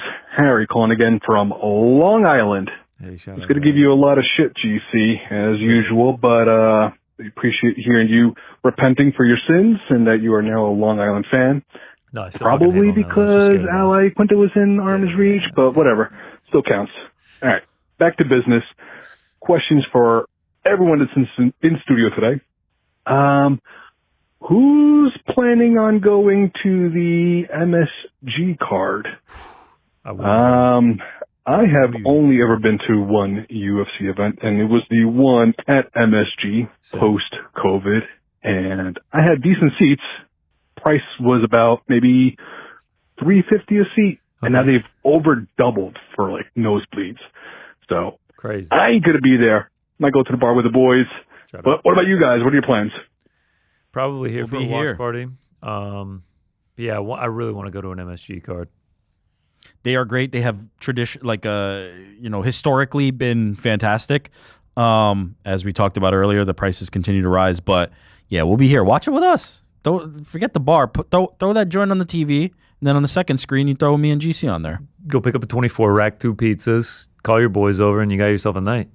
Jordan, I know you were under the weather, but did you have a chance to see the show? Did you? Yeah, I watched the show. Oh, for sure. Yeah, What'd you no think doubt. of? What'd you think of Connor's change of heart regarding Long Island? I mean, when I drove him to camera guy Nick's to go on a shoot one day, he was driving through. He's like, you know what, Long Island, not so bad. You got people on bikes. You got a beach. What's so bad about it? Oh, no, I remember that. This was 4th of July weekend. Sun was shining. People were biking. Oh, yeah. Going to the beach. Like, it was like probably the nicest part of Long Island, Atlantic Beach. Like, Yeah, the way very like nice. Ally Quinta's eyes lit up when I mentioned it. Yeah. So if that's the tippy top, if that's the peak, I'm just like, yeah, it's not so bad. Next time, you just maybe camera guy Nick will take you over to Sorrento's for a real meal. Shout out to Sorrento's. I did have some Sorrento's, actually. Steak from there, maybe? I can't remember what I had, but it was incredible. All right, so you're back on side. That's all right. We're good. What up? This is Tyler from Los Angeles. What's up, Tyler? I was just watching DC and Chael talking about the White House card. Yeah. Saying that even if Conor fights Chandler, that's got to be the co-main. No. And then an American has to fight for a belt in the main. No. Of course, then they get into, it's got to be John versus Tom, and you got to have O'Malley and Gaethje and Harrison. I'm thinking there's a much more Over obvious Conor? matchup. Oh, here we go. Let's say Islam wins. I'm rooting for my boy JDM, but let's just say Islam wins. Let's just say. He's got the belt. Who better to fight him than a short, white underdog from Philadelphia, Sean Brady. It's right there. A regular Rocky story, huh? Against a Russian. Yeah. Oh, against a Russian too. All right. Sign the contract. I buy the way you've sold this, but I don't think that in any universe could headline over Conor McGregor. Conor will be the main event. Yeah. The only fight that you could even make a semblance of an argument against it would be John Jones, Tom Aspinall, and even then, I would have to imagine Conor McGregor would still be the main event. Conor will not be on a card where he's not the main event. There's just no world. He's just too big of a draw. It's just like you can't have Conor McGregor and then be like, yeah, but he's the co-main. Yeah, like what? It's just like Conor McGregor is the name that will draw. There is one world where he's the co-main. I actually just thought of it. There is one world where he's the co-main. Can you think of what I'm thinking of? There's one reality where that happens. Can you think? Aspinall and John Jones? No. Islam. The family ties are finally severed. Habib come back. Islam versus Habib. Oh shit! All right, there's two, but that I don't think is real. I mean, of course, it's not real. Nah, I can't think of one. Elon Musk, Mark Zuckerberg, headline event of the White House card. Conor McGregor co-headline. Elon Musk, Zuckerberg, American versus a South African. Yeah. Sean Strickland. Tech giants. DDP 3. Co-main, American versus a South African as well. But yes, no, Conor McGregor will headline that card if he's on it, and it seems like he's going to be on it. Can you imagine Mark Shapiro like, I paid $200 million for the co-main so we could make time for this? Yeah. You bet $100 million for the co-main. Brady versus Islam is a fun fight to think about, though. I mean, down the line, I like that fight a lot. Hey guys, it's Maven from Toronto. What's up, Maven? First time calling. Just wanted to say that I just finished listening to your podcast episode with Rage and Al, and I just thought it was one of your guys' best ones. Thanks, I love just the conversation, how it didn't really feel like an interview, but just like he was actually one of the other boys alongside you guys. You guys have been killing it recently. Just wanted to give all you guys a shout out. And I was wondering if you guys ever thought about maybe doing, like, instead of voicemails, kind of like a live call. If, like, maybe you have a Discord server and during the segment where you normally do voicemails, people can queue up. Maybe Frank or someone in the back randomly select a caller and they can ask you a question live and you can respond to them in person at the same time and they can kind of feel like one of the boys. Let me know your thoughts on that. All right, have a good one. Appreciate the call. Appreciate the love. The difficulty with that is trusting that people aren't going to say some wild ass shit on the air. We used to do it on the MMA Hour, and I think we got away with like probably not being like my expectations now are way different than they were then. We were kind of just like doing it, and everybody was pretty well behaved. I think now in the modern environment, I don't know if it goes as high. Yeah, and I'm not talking about someone being like, "Oh, fuck you guys." Yeah, like, that's all right. I'm cool with that. It's just like saying like real horrible heinous, shit, like wild shit. I don't know, man. The internet age combined with MMA fandom. Well, the idea of like somebody does it just so they can clip it off and put it on social and do the thing. Like there's too many like pitfalls there. It's like C-SPAN. Yeah. C-SPAN used to take calls. I mean, when I worked at ESPN Radio, Helwani would do a pre-pay-per-view radio show, and like he would accept callers for that, and people would call in, and like, you know, drinks are flowing, prelims are getting ready to get started, and on ESPN Radio, of course, like it's FCC regulated, you can't cuss at all, and we had a dump button, and it would be 10 seconds, like you dump it, 10 seconds would get cut out and everything like that, but each time you dumped, it would like lessen because the system's having to like make up for the time, and after like 3 or 4 it would be completely gone, and you would just go through it so fast on Helwani show to where you were like couldn't dump it anymore, and then cussing was getting out over the air. Incredibly stressful job for the board ops that had to operate that, and so like even like I would take a lot of the calls, and I'd be like, oh yeah, when you come on, you cannot cuss, do not cuss, please. And then they'd get on and be like, what the fuck is up, Helwani? Yeah. Were you guys on a delay at all? Yeah, you were on the delay, but each time you hit dump, the delay would decrease until you were completely used up of the delay. Oof. Yeah. It's it's just not feasible at the moment. We would love to do it. I think maybe more realistically is like, what if we just did like a separate thing? Like one time we did that like Q&A with the fans. We could do something like that if you wanted to do a live interaction. So maybe we'll think about some way to do that. But I don't think it can be like built into the show at the moment. Plus, like, I'm just gonna have a hard time not laughing at like people saying ridiculous shit. Yeah.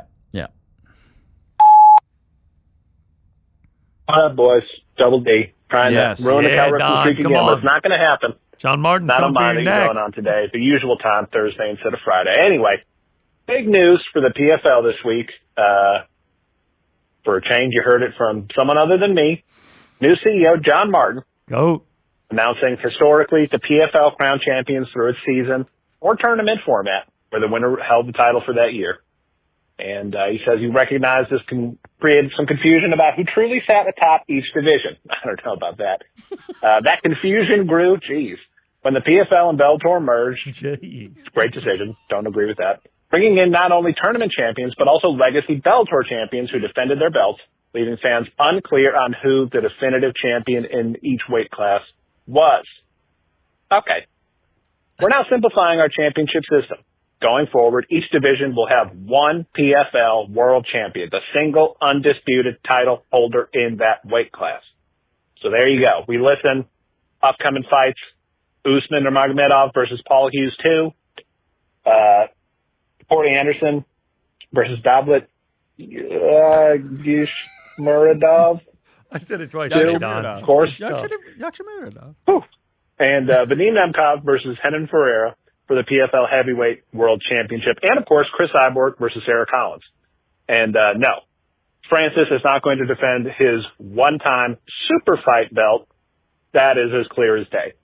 And the only thing I think that is confusing and unfortunate about this is this announcement, which, again, not made by me, but, we roll with it. He didn't address how this impacts Mailman Affliction. And the debut of Mailman Affliction this Saturday on the heels of PFL Nantes. Unfortunately, you know what this means.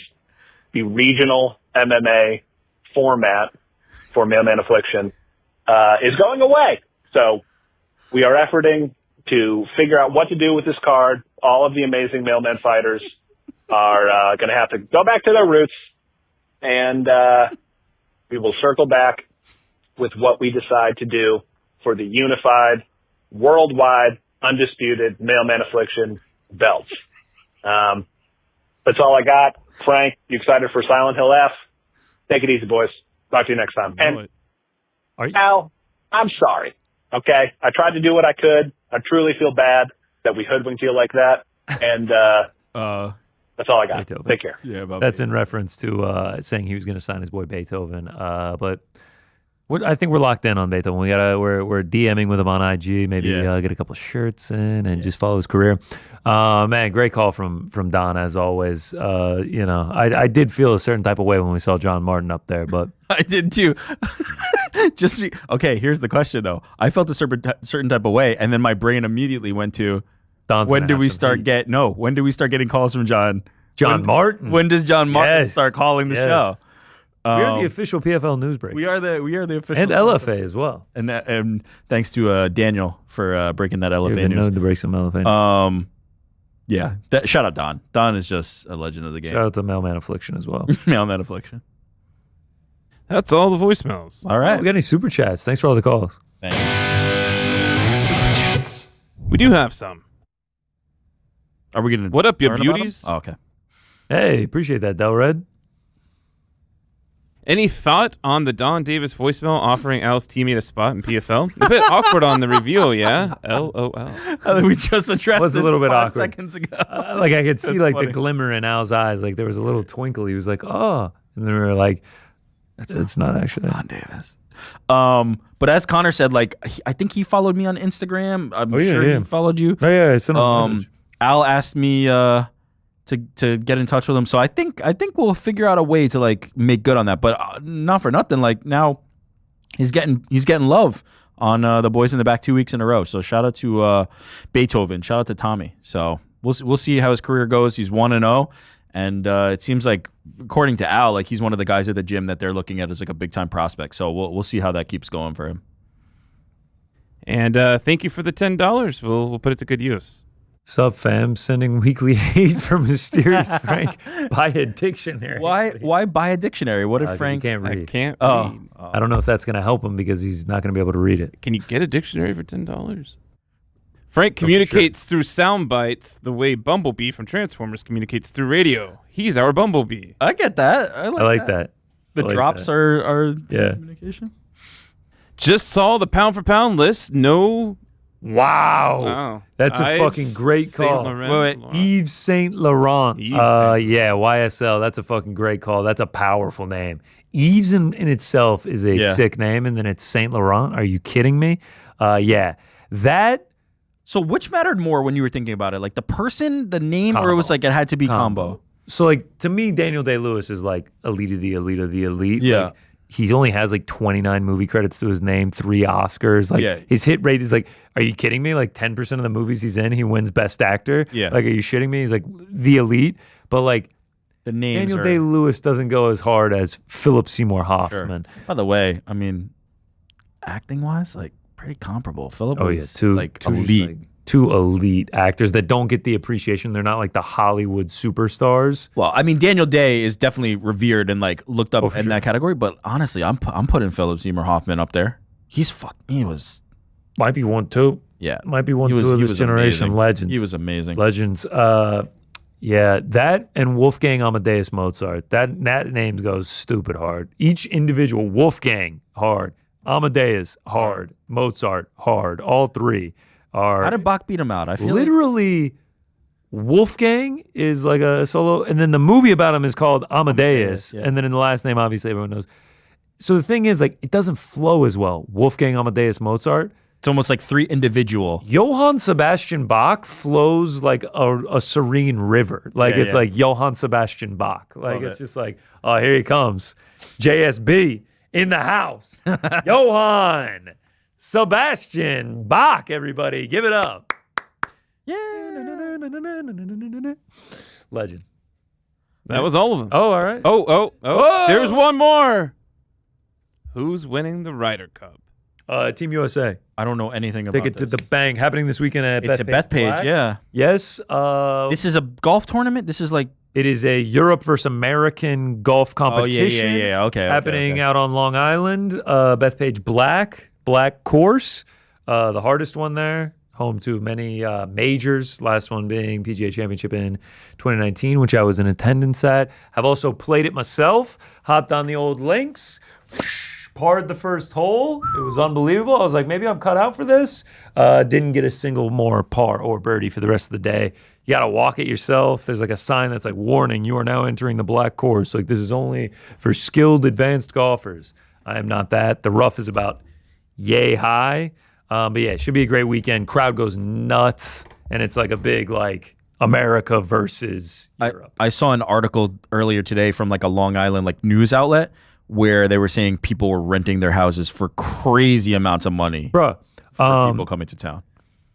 People do that for like the Masters every year. Like I had a bunch of friends that I went to school with that would rent out their houses for the Masters that lived in Augusta for like crazy money. There's expected to be like 200,000 people in that area this weekend just from this tournament. And tickets are insane. I wanted to go. Cheapest ticket to get in tomorrow, $897. Oh. Cheapest ticket to get in on Saturday, $1,013. This is on resale on TickPick right now. And cheapest to get in on Sunday is $685. I mean, I was going to say who can afford this, but then I'm thinking about the golf audience. I bet there's quite a few people who can like afford to come in for this. But when are we going to get back to the days of concerts, sporting events, anything being accessible to like a common person? Dog. Also, not for nothing, like Ryder Cup is sick and everything, but like golf is not the best fan experience. I've been to the US Open, I've been to the PGA Championship twice, I've been to the Masters, FedEx Cup, Travelers. I've been to Waste like been to Waste Management, been to like a dozen golf tournaments. Love golf. It's like in terms of fan experience. The live experience is not it's that a bunch great. of just sitting and drinking, dude. Yeah. When I went to the U.S. Open at Pebble Beach, me and my boys camped on 18 all day. Got there, had to get there at like 9 a.m. to get a seat. You just kind of sit and drink for a while and wait for people to come through. Same thing with Waste Management on 16, and then like Ryder Cup, bro. The tournament could end on like any random hole because it's match play. So like you could just be on the wrong hole and the tournament ends and like you just missed it. Yeah, I don't know, man. I'm getting disheartened by like how craven I saw a quote from one of the executives at Ticketmaster talking about, I believe it actually, I'm not 100%. No, it was Live Nation. At Live Nation talking about like ticket prices, and I'm just like, they said we don't charge enough. Yeah, we should charge more. People view it as a badge of honor to pay $2,000 for Beyonce tickets. Like what? That I always said, I paid $350 to see Georgia end its 40-year national championship drought. $350, that is like the game of all games for me to go to. So I'm always playing comparison now where it's just like, I paid $350 to see like my dream game and the dream outcome happen. How am I going to pay fucking $897 to go watch a golf tournament? Yeah. How am I paying $700 to watch this Perth UFC card? All right. How am I paying $700 for a Jamie Malarkey co-main event or Jimmy Crute co-main event?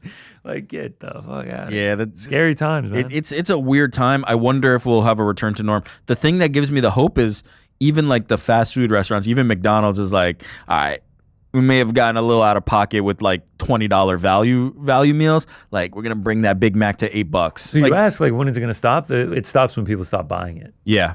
Well, they'll find that threshold, and then what they'll do, so they'll go up to that number, and then they'll be like, oh, people stop buying it at this price, and then they'll reduce it 10%, and then they're back in business. It's a crazy time, but I do hope that, you know, specific to our audience and specific to what we do, that MMA fans are getting in the building on these cards because it's getting crazy out there. Brian Williams Smith in the chat says, golf or Foyt? You only get one. I think he's saying choose between golf or fight. Golf or fighting? Fighting. I'm taking fighting for sure. I love golf, but like I really only watch now in my fandom. I really only watch the 4 majors. Whereas, which would you rather do? Golf. Golf is one of the most enjoyable things. Love it. Get the boys out there. Sneak in a 18 pack of beer, 18 holes. Sneak. You're not allowed to have it. Isn't the thing that you can most drink? Most courses don't allow you. Oh, really? Yeah. You gotta kind do of the cart girls. You gotta do the cart girls. All right, I think that'll do it for us. UFC Perth going down this weekend. Don't forget to tune in to the Crack tomorrow. Pizza Carol getting you set and ready to go for a big weekend ahead. And then next week, back to your regular scheduled programming. 3 days of the Helwani Show. Boys in the Back Thursday. Crack on Friday. You got PFL. You got Bare Knuckle. You got UFC 320. We are back, baby. Thanks so much for tuning in. Till next week. See you then.